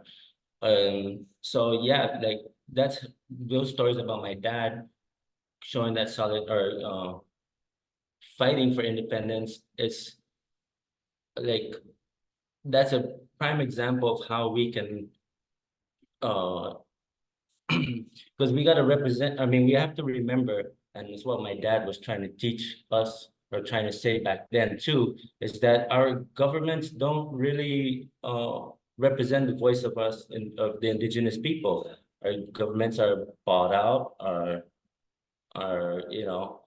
so that's one of our a huge part of our struggle is getting that representation, getting our identities in line with our policies. And so yeah, I mean, it's a great history lesson too, and I'm glad that my dad's part of it, and it just shows how ingrained the fight for freedom is within the Palestinian mindset, and as it should be with all across indigenous people. Thank you so much, Shalu. A lot of people don't realize that the history of media in this part of the world, its foundation is in the military. And your family started the first independent media, the first independent newspaper in this region, and in doing so did has done tremendous work, community works, helping nonprofits, helping grassroots people, but also particularly making those connections between Palestinian decolonization and also decolonization of the Mariånas archipelago. So thank you so much for touching on that, and also talking about the hypocrisy of the so-called democracy, right? It makes, that this is just a false democracy, not just here in the Mariånas, not just in Turtle Island, but also the claim that Israel is the only democracy in the Middle East is a total farce, is a total lie, and you're really taking us to that point also. So I appreciate you so much. Before we get into the next question, we have a couple questions still, and really want to thank everybody who's still with us and who's asked questions. But I wanted to give Demetrius and Isa a chance. If you wanted to respond to anything that we've talked about, especially Demetrius, you brought up a really wonderful point about AIM in the chat. Would you like to expand on any of that or respond to anything we've talked about so far? Yeah, I mean, so back in what was it? I think it was in December. There's been like 2 months since October 7th, and It was actually Diné youth back in our capital of Window Rock. It was actually happening like on Christmas Eve or sometime before Christmas. But I guess like, you know, Diné people are no different. We are also like heavily like influenced by Christianity or Mormonism or yeah, just kind of like outside religions. So, you know, we celebrate Christmas. But it's like right there, there's a huge, we have an event for like erecting this huge Christmas tree in our capital. And these Diné youth, because, you know, they know what's going on in Palestine and our people don't, obviously. Our president was there, our first lady was there, and they held protest signs and saying like, how can we celebrate Christmas when in Gaza and Palestine, they're not celebrating Christmas. And so I guess like it scared like a bunch of the children. The first lady convinced our president to like, hey, maybe you should meet with these Diné youth. So they set up a meeting, and this is actually like how we were able to, I guess, push our president to have a ceasefire resolution. The only thing is like, you know, this, in a span of like 2 weeks, like just meeting with the Navajo Nation president, he issued this statement, and it was very it sucked. It sucked. We thought it was going to be something more. We gave him all the resources, but in the end, he caved to Zionists. I guess like a lot of Zionists were like lobbying our president too, and saying like, you know, like it like we're the victims, and so our president just issued kind of like this like half-assed like both sides like, yeah, like it's bad that, you know, Palestinians are getting killed. What about October 7th? And it's just, I don't know. It was terrible. So I guess like when I saw the question about, you know, how can we convince our own people, our own governments to sign ceasefire letters, it's I would say don't stop. I mean, we're not stopping. We constantly text our Navajo Nation president, just like, hey, like, actually way better like native nations here that are signing better ceasefire resolutions and calling it a ceasefire and calling it a genocide, and you're just whack. Like we just harass our president pretty much, but I would say also y'all don't stop too. Just don't give up, just don't quit. And yeah, these fools in power don't represent us. But yeah. Thank you, Dee. And you know, you're absolutely right. Millions of voices being ignored. How is that any reflection of a so-called democracy, right? When millions of us are out in the street, we're boycotting, we're demanding a ceasefire from our elected officials. You're absolutely right. And thank you. So thank you for pointing out that hypocrisy even further. Isa, Dr. Arriola, would you like to respond to anything before we jump into the next question? Just very briefly on the question of solidarity with our fellow Micronesians. I think, and you know, we've talked a bit about this already, but I think we need to, if we want to be in solidarity with one another on this issue, we need to like seriously unpack what is allowing us to think everything is just like status quo right now. Like, you know, like what are the words being used? What are what's happening around us? What kinds of propaganda are being used as tools to like placate and continue to make us feel like we are seriously disconnected? And, you know, that's why I started with this notion of like, how are we connected, right? Because that's a critique that we're often getting in this group, right? Is like, we just can't wrap our head around how this is connected. You know, and so like my questions are like, even myself, right? Because it's we live in this place. We see how it's so easy, like on the daily, right? To just act like we're not involved, right? But then you just do like a little bit of digging and you start to look at like, okay, wait, hold up. How is the media portraying this, you know, this issue? How are we being made to feel like we can't do anything, you know, that, oh, well, you know, those who can vote, who have even the ability to vote, right, at the UN can in a vote to say yes or no. First of all, even that should tell you something, right? Like about who's even allowed to vote. I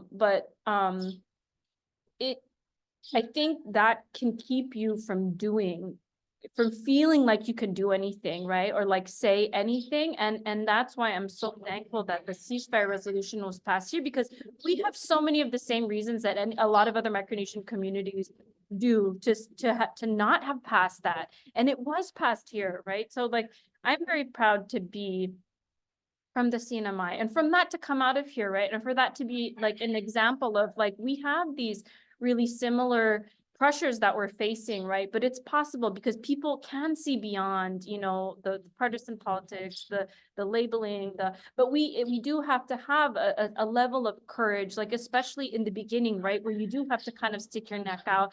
You are going to kind of be the first to start saying these things in a way that people maybe don't want to hear or aren't ready to hear, right? But the connections are already there. So it's just a matter of time before they're laid bare, before they come to light, right? They've been there. They've all been there. That's why we're all here, like right now. Like think about, I mean, seriously, right? Like how are all 6 of us having this conversation right now? So, yeah, so that solidarity is going to take like a lot of work, a lot of unpacking, a lot of, making connections and digging around and looking and maybe just recognizing things that have been in front of our face all along. And so, that's a really, I think, important question. Thank you so much, Isa, for, for driving that point. Also definitely pointing out how the media upholds the status quo and the importance of us developing better literacy around media and propaganda to be able to point it out. Definitely some skills we need to help nurture in our community. So thank you so much for that. I'm going to jump into the next question from Zachary Villagomez. On the topic of Indigenous internationalism and the fight for collective rights and sovereignty, how could we turn to Indigenous knowledge systems to help resist settler colonialism on a global scale? Big question. On the topic of Indigenous internationalism and the fight for collective rights and sovereignty, how can we turn to Indigenous knowledge systems to help resist settler colonialism on a global scale? Great question, Zachary. Thank you so much. You want to jump in? I'm just itching to jump in. So what Stephen calls inter/nationalism is what some of us call trans-Indigenous. And trans-Indigenous is an analytical framework that in appending trans, the prefix trans to Indigenous serves to highlight technologies and histories of mobility, where Indigenous people have been moving long before colonialism, but also the ways that Indigenous people have been moved from their place to other native places as a result of colonialism, right? So that emphasis on mobility, in Pacific studies, we have a literature around what's often called roots and routes.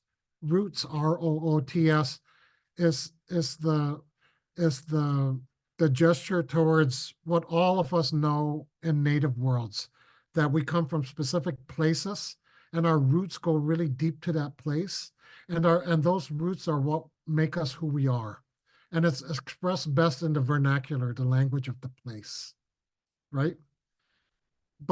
And so even colonialism has acknowledged roots. If to uproot people so that they can take the place, right? But natives have also been moving, and not just as effects of colonialism. And in the Pacific, I draw, when I continue how I do the canoe work, I draw from, so when I started learning about canoes, it was also a discovery, like colonialism. Colonialism preempted us from knowing those things. It even targeted those things.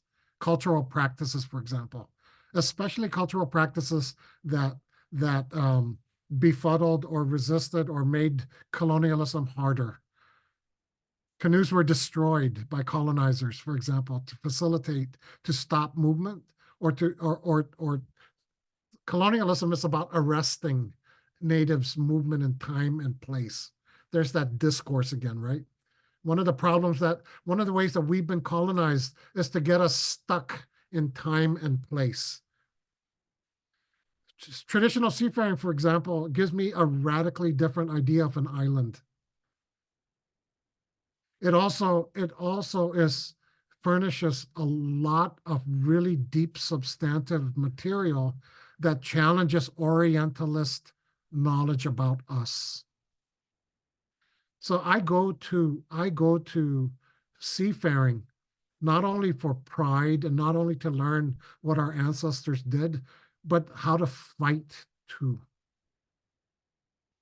So I published on canoes for anti-colonial resistance, working at the level of colonial discourse to upend that, to challenge it. So I don't have time to get into all of this stuff. I could, if you're interested, I can send you stuff that I've written that looks at canoe traditions for critical learning, critical research, critical for building relations. When I work with that big Micronesian community in Milan, Minnesota, and they asked me to build a canoe, and we build a canoe, a condition on that is that you're not gonna be doing Micronesian canoe culture without understanding where you're at. And you're going to work with Dakota people who are also revitalizing their canoe traditions that include water knowledge and all of that. And that's part of nation rebuilding. It's very specifically anti-colonial. So now I like to think that the Micronesians who are relocated in Milan, Minnesota, and who are building canoes also know a little bit about the history of Dakota dispossession and why they're there, and more importantly, working with them. So Micronesian culture is not just what makes us quaint, different natives. It's really potent stuff. But we have to understand and do it that way. Thank you so much for that, Vince. Not only did you answer Zachary's question, you also answered Dr. Melissa Taitano's question to an extent, which is how do we begin thoughtful, effective strategy to align navigation efforts in academia and decolonizing processes locally and globally? And I'm pretty sure we can have more of that conversation with Dr. Taitano after this webinar. But thank you for that great response, Vince. And also, would anybody else like to answer to Zach's questions? Salam. Just real quick about traditional knowledge systems. They are intrinsically tied to ownership of the land. And for Palestinians, it's definitely the olive trees and the olive season. All that is derived from it. It's so deeply ingrained into their culture, and that's why the Zionists burn down olive trees and uproot it and replace it with other types of trees. So by bringing those out and showing our connection to the land with our traditional belief system, it's that is a really powerful way to a very powerful tool to use in our struggle. So I'd like to say. Thank you so much for that, Chalu, and especially talking about the olive trees. You also made me think about how Israel settler state has rebuilt structures on sacred sites, on sacred land, after destroying sacred sites and sacred Palestinian lands, to erase that history, to resurrect or reestablish a false narrative, even what Demetrius said earlier, a false sort of reenactment of history, right? Like we can see it in Albuquerque, and Santa Fe, we can see it here, we can see it in occupied Palestine, that forced using land, stealing the land, and then erasing what's on the land and building on top of it. And it's happening right now in front of our eyes. So thank you so much. Demetrius, Isa, and Tina, any of you want to speak to this question? If not, that's okay. Yes, Tina, you want to speak to the question? Sorry, Tina, you just have to unmute. Thank you all. Thank you. Yeah, these are really good questions. I want to respond. Dr. Madrid had a good question in there, a really good one, and got a good response from Vince.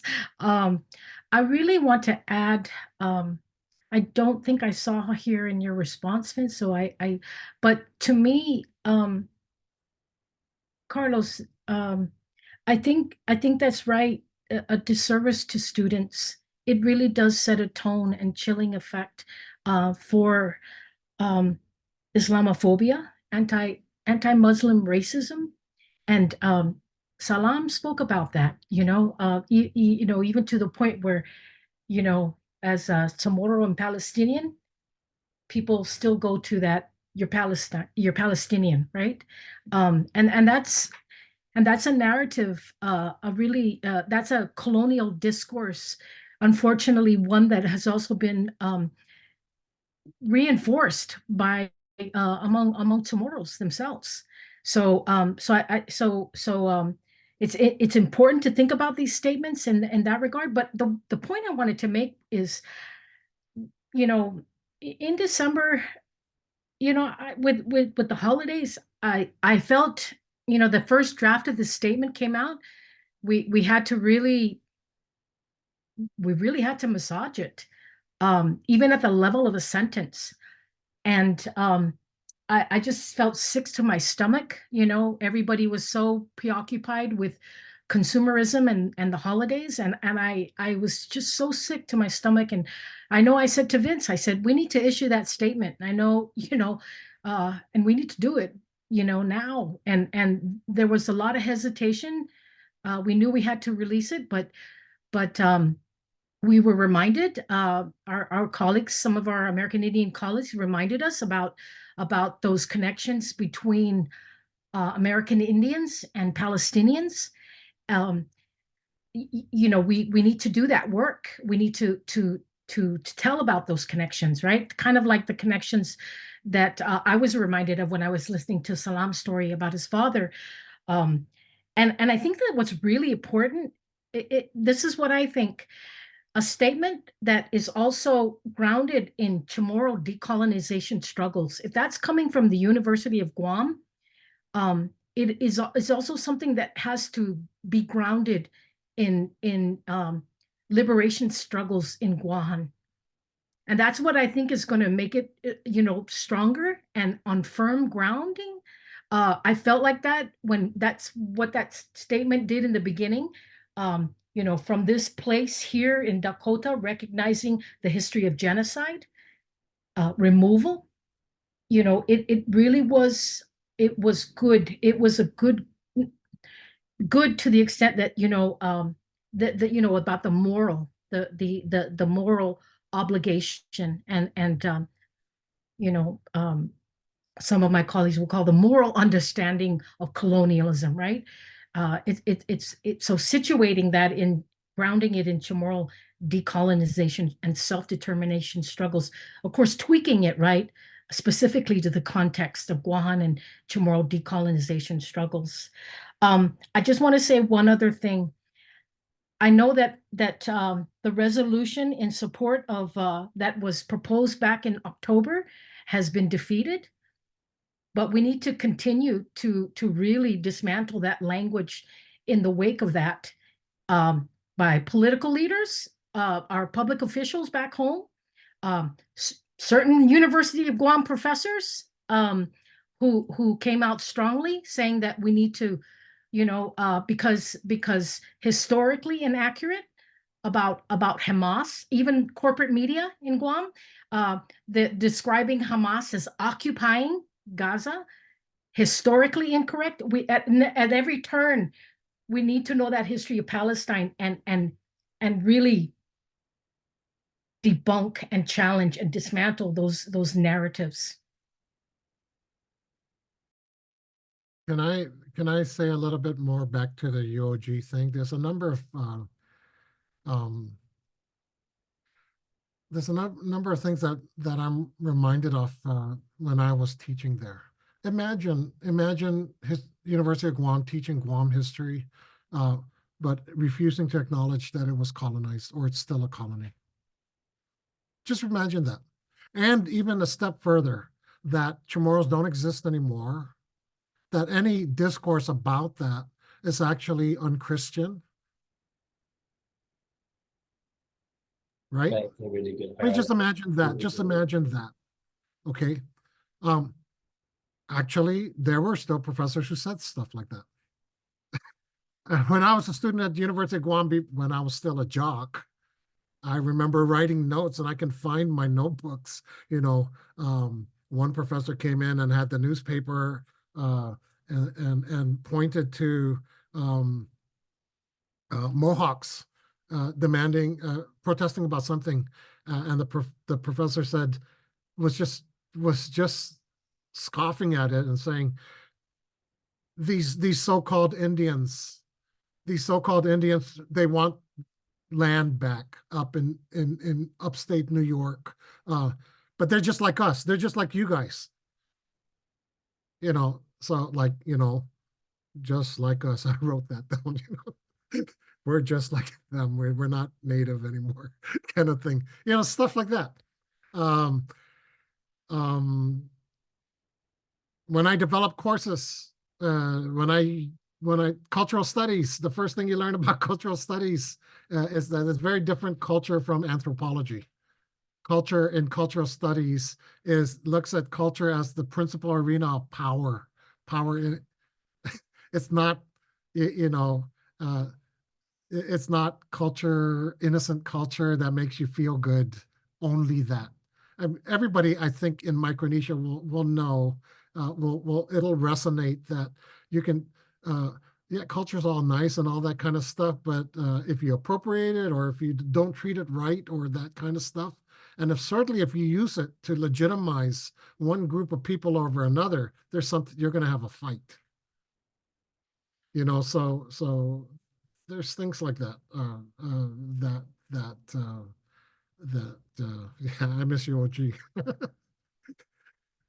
And thank you so much for that, Vince. And we were running out of time, so unfortunately we have a few questions about some resources and some articles, and we should put together not just some of the resources and articles we discussed here, but any others that the panel recommends. There's even questions about articles about seafaring. If we could put together a list and we can send it as a follow-up email to everyone who's registered, that would be great. And then there is one last question here. Dr. DeLisle was speaking to the idea tool of domestication that is used in colonial projects, specifically thinking to the reference of Hollywood icons being painted on the side of bombs in the mid-20th century.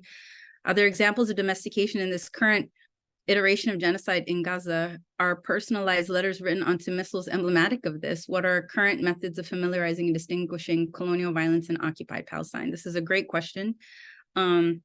Excellent question. Tina, I do have a closing question, but before we get into that, would you like to answer this question? This is a really good question. And also any of you, Salam, Demetrius, Isa, Vince, because this is something we are witnessing. We are witnessing people writing their names, these horrible messages on the missiles that are going to Palestine, almost celebrating it, laughing about it. It's one of the most disturbing things among many, many, many disturbing things we've been witnessing in the last 4 months. And also even with the Petajet, as we're having this conversation, the jets from Cope North are literally flying over our heads as we speak. And these are the same warcraft that are being used to occupy, bomb, and murder Palestinian people right now, whether it's the transport or surveillance planes or the F-16s and F-18s that are carrying out the airstrikes. Tina, would you like to comment on this question? There's a jet right now. That's an excellent question. There's some different points of that question, and I might have lost because I couldn't read it. It didn't come up on my screen yet. So I'm not seeing that, so I needed to follow along with it. I'm happy to, I'd love to have this. I mean, to be able to pick up on this question, perhaps over email, but I'm just not seeing it. So, you know, I might have to ask you to read it again, because Sure, I can- I'm only as far as, Sure. yeah, I'm not It says, seeing that in the chat. Dr. DeLisle was speaking to the idea tool of domestication that is used in colonial projects, specifically thinking to the reference of Hollywood icons being painted on the site of bombs in the mid-20th century. Are there examples of domestication in this current iteration of genocide in Gaza?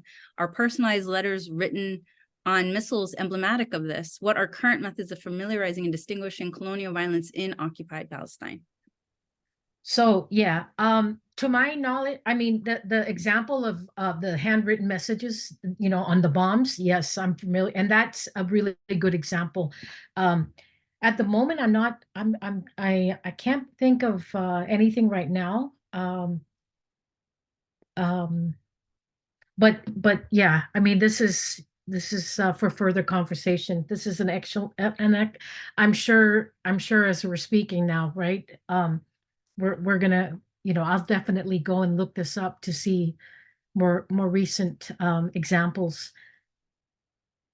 And I want to point out that a couple of things in Native history, the kinds of discourses that we see that are more benevolent and humanizing with respect to American Indians or former foes really come into wake after a period where in the Indian Wars, for example, it's when the state and the military forces think they've got a handle already, you know, but in the moment that we're in around Gaza and the kind of campaign, I highly doubt you're going to find I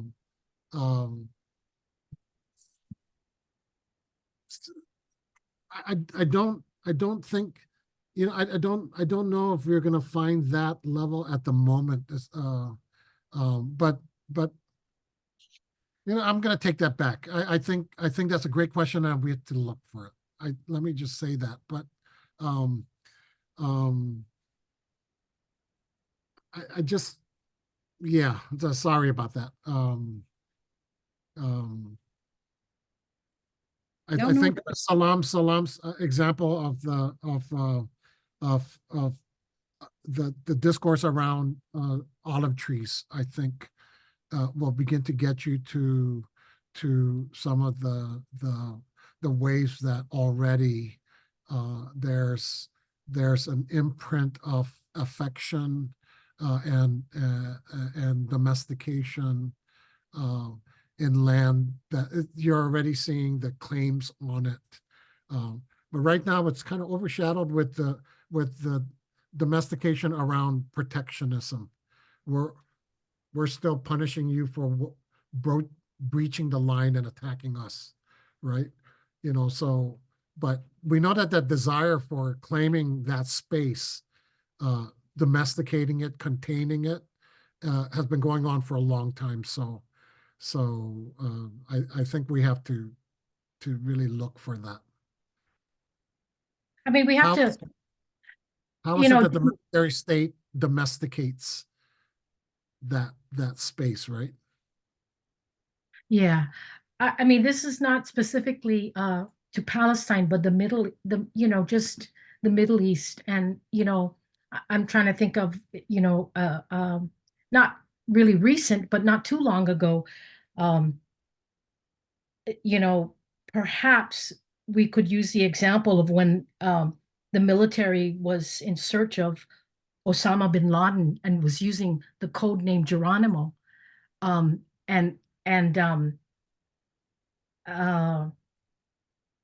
you know, I have to think about that a little bit more in terms of the analysis of that. But a lot of that is about domesticating and how we, and that the you know, the struggle, American Indian Wars, and how Geronimo was.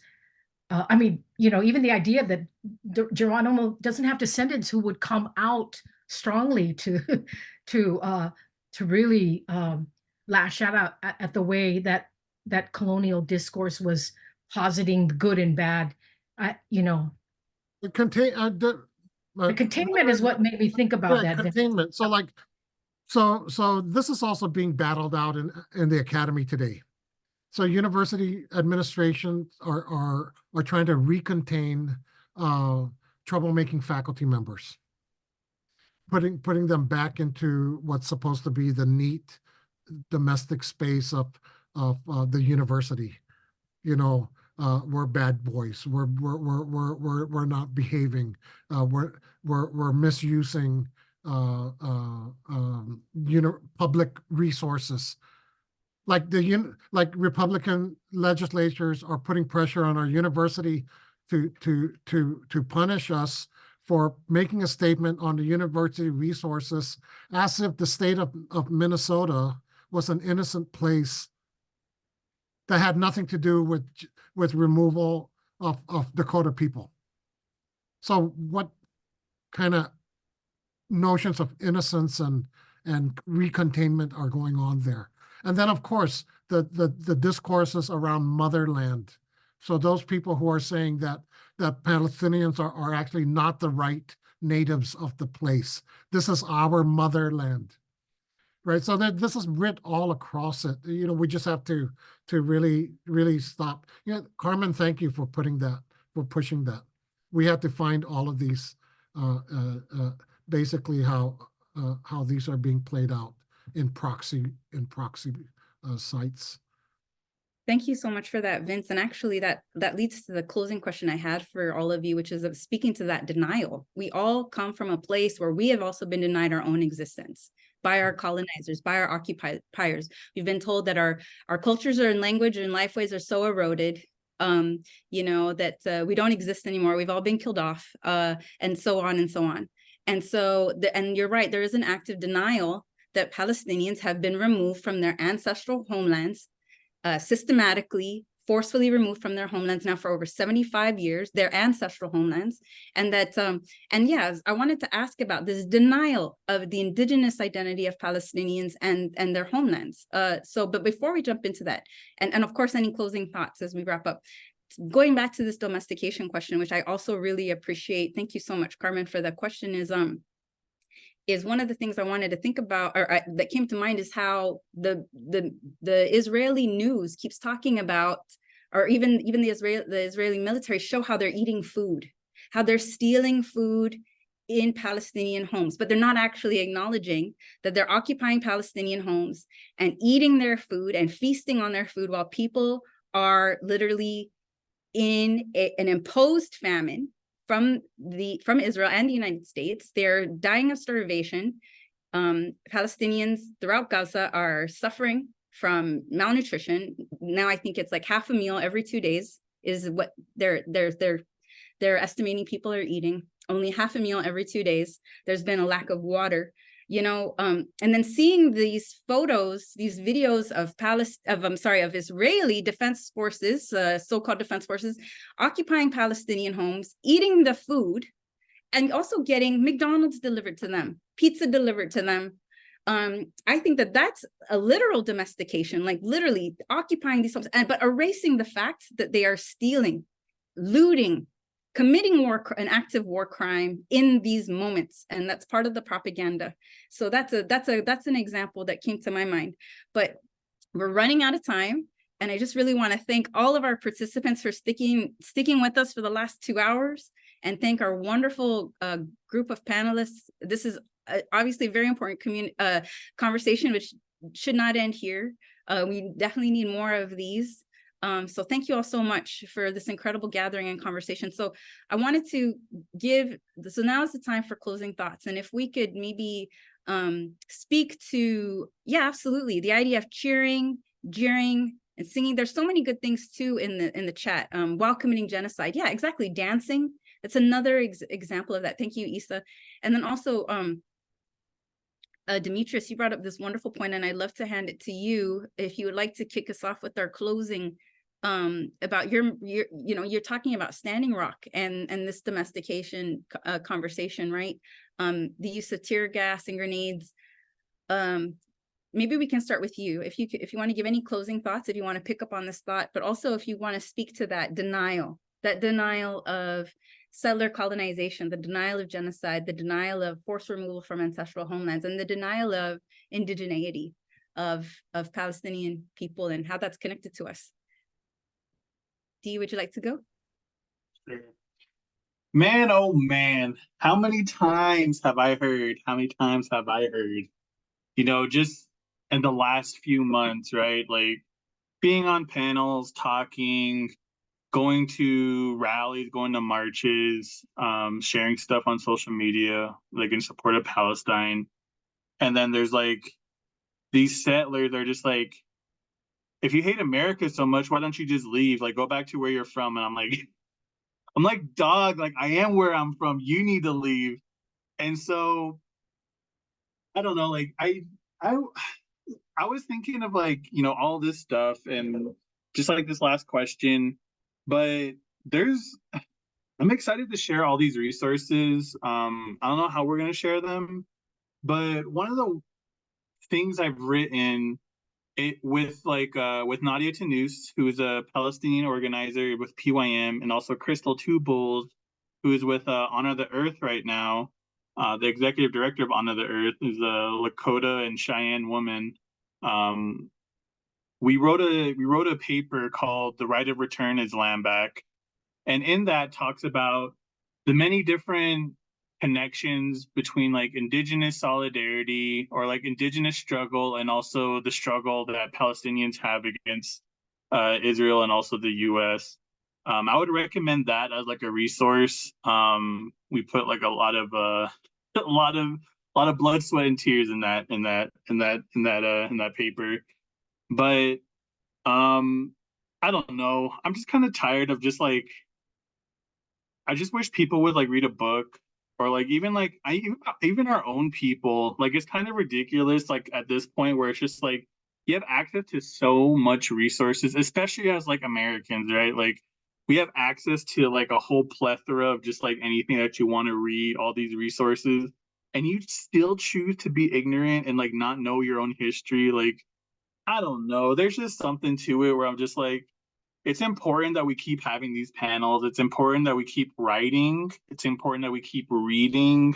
And it's important that we still like are sharing knowledge amongst one another, even if it's like not traditional knowledge, even if it's just like, hey, like genocide's bad, you know, like, and like there's a genocide happening. And you know what?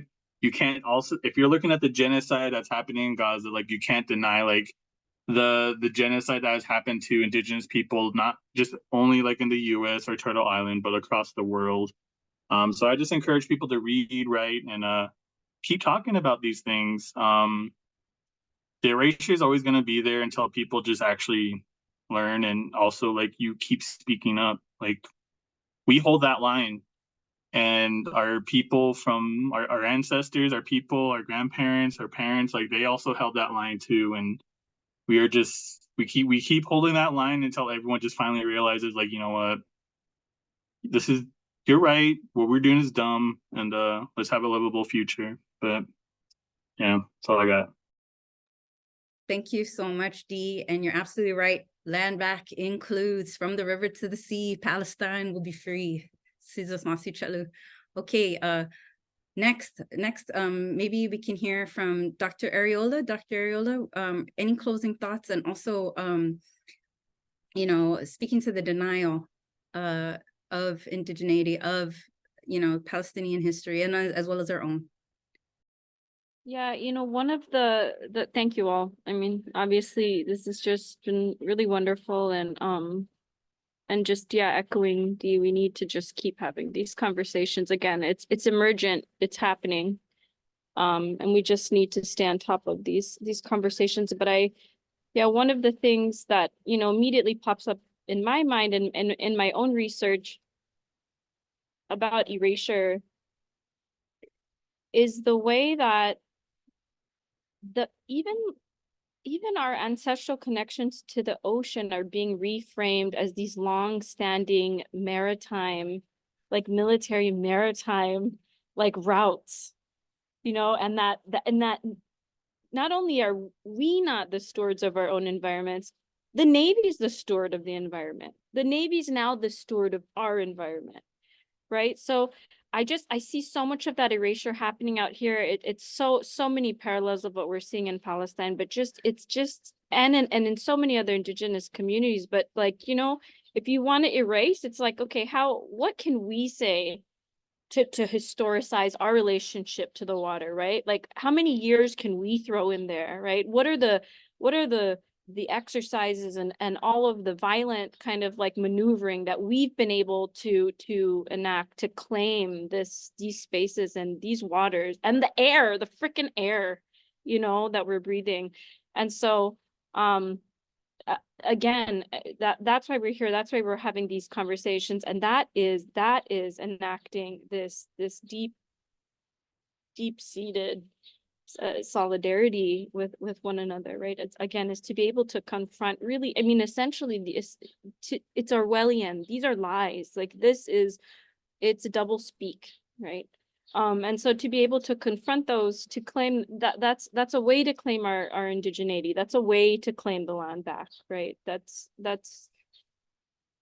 something that's going to take a lot of work and a lot of effort to do, but we're doing it together and we can build off of one another. I was thinking of Dr. Madrid's just question about the statement, right? Like that is what is so great about this international solidarity, is that we have these foundations to build off of one another, while really being able to dig into like the importance of the local context in which we're living in as indigenous peoples to our land, right?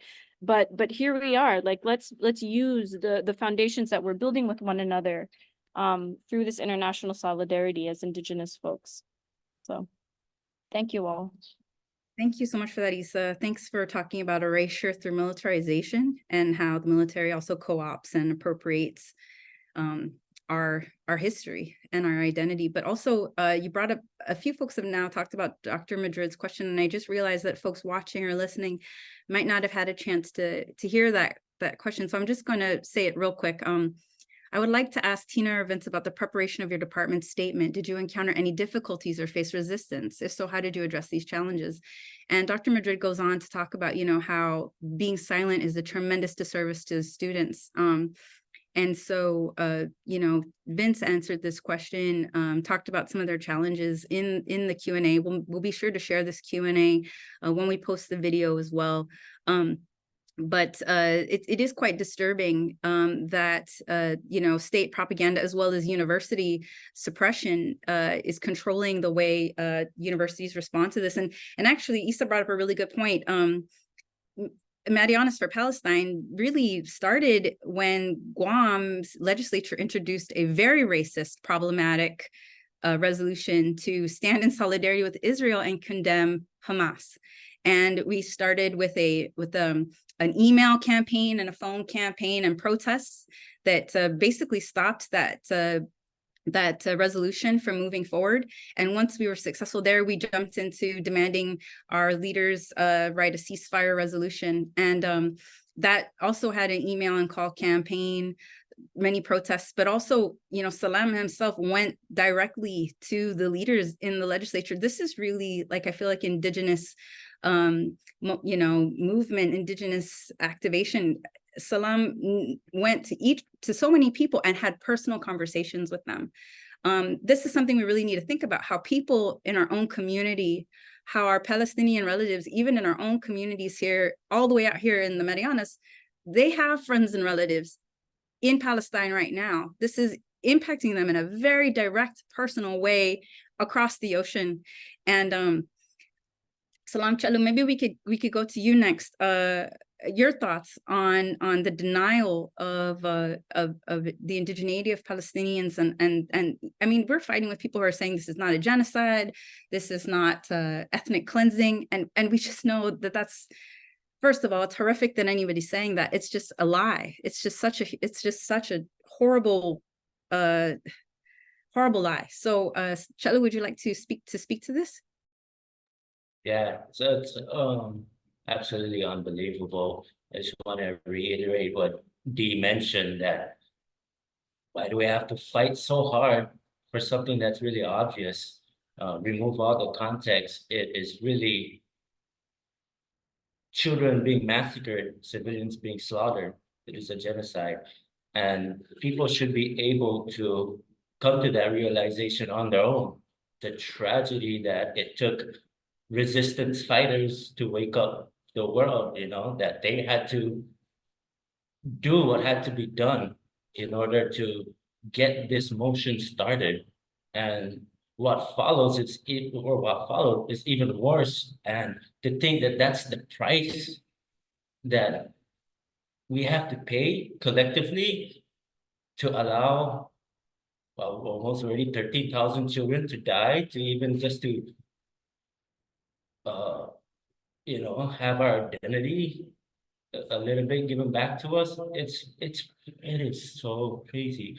And even just fighting on a daily basis, the trolls, just the ignorance, the silence, it's mind-blowing. And but it also brings us back to, you know, every time I feel like I'm alone, like when I was going to the legislature and speaking to these representatives on my own, yeah, it was difficult, but I was getting the support from especially the group, you know, Mariånas for Palestine, and then just always going back to what I said earlier, that it's very obvious. It's what we're fighting for is like what everyone should be fighting for. Like, it shouldn't have taken the resistance fighters to, you know, break out and do all, you know, it's just so hard. It's really difficult. And like Demetrius said, yeah, it is tiresome, but whenever I do think about it, it also reignites like this fire in me to keep on fighting, keep talking about Palestine. We're on the right path. As Isa said, it's emergent, it's coming, you know, we just gotta keep on. And thank you guys, thank you all for really keeping me on this path too. And keeping Palestinian voices out there and tying it back to all our Indigenous identity. Thank you. Agumas, Chalu, thank you so much. We are so grateful for you, all of us here in Guam and throughout the Mariånas and in Mariånas for Palestine. Thank you and your family so much. You know, we can't thank you enough also. And just thank you for being here with us and for all that you do. You also keep us going, and, you know, thank you for leading us as well, leading us during this time. Thank you so much, Chalu. That it was such an amazing moment to see the CNMI pass that resolution. And next we need to, you know, we need to come back to pressuring the leaders here in Guam to do the same. And to share the language of that resolution here. So that's definitely coming up. We haven't given this up. We're still going to do it. Isa put here in the chat, one of the CNMI legislators commented that although he did not understand the issue, he was so compelled by the sheer number of children's lives lost. It was a very powerful moment. It was a proud moment to be in that legislative hall with Isa, with Salam, with Nicole, to witness that moment. With Salam's wife and sister, it was and many other friends. It was a very powerful moment, and we're very grateful to you know, to be there with you. And you're absolutely right. The revolution has woken up the world, and it shouldn't have, you know, it shouldn't have taken that, but here we are, and it's because of the resistance. It's because of the resistance, and we really need to honor and uplift that resistance as much as possible. So thank you, Salam, for reminding us of that. Tina, would you like to go next? The denial and any closing thoughts? You know, I don't have much. I mean, you know, I did want to share, you know, I've been reading Rashid Khalidi's his 100 Years War on Palestine, because it gives a history of systematically over time, and how Israel, Zionism was able to do that, but only really through the help of the British Empire and British colonialism. And so it's a good book because it gives you examples of the architects of Zionism and the language, right? Something I always tell my students, language has words has material force and material consequence. And that's why we really do need to take that on. So that systematically looking at how the Zionist settler colonial project set out to erase Palestinians from their homelands. But I would also say that one way of countering that is the stories. And back to Salam, your story about your father, continuing to tell that story, consider writing about that story. You got some people here who would be happy to help you, if you're an extra set of eyes, or but get that story out. It's a wonderful story of that internationalism and solidarity struggles. Thank you so much, Tina. And all of us have asked Salam the same thing, and Issa too wants to really help with that. So we definitely need to get his father's story out. It's really an amazing one of resistance as well, and just recognizing that Palestinian CHamoru solidarity actually has existed a lot longer than a lot of us think. And all of you, I just want to thank each and every one of you for really emphasizing the importance of research and reading, and how that's such an important part of our solidarity work and our movement work. So all of these great books and articles, including the great resources that Demetrius mentioned, I put the right of return article back in the chat, but we'll get all of those because Demetrius has written a lot of great things that we have to share. I just want to also plug one of Demetrius's books, The Red Writings, The Red Deal. This is such an important text. And then Tina is also Placental Politics. I don't have a copy. I lent my copy of Vince's book, but Vince showed it earlier. But such great text, and we'll share all of these resources in when we post this video, but also in a follow-up. So thank you all so much. And last but certainly not least, Dr. Diaz, would you like to close us off with, speaking to that denial of Indigenous identity, and also any other closing thoughts you'd like to share? Yeah, I'll try to be really quick because there's just a lot of stuff, and that we're not going to get the handle that we'd like to have on it. I just wanted to say that that this is what Palestinians are up against, and what Native people are up against is not a new story, number one.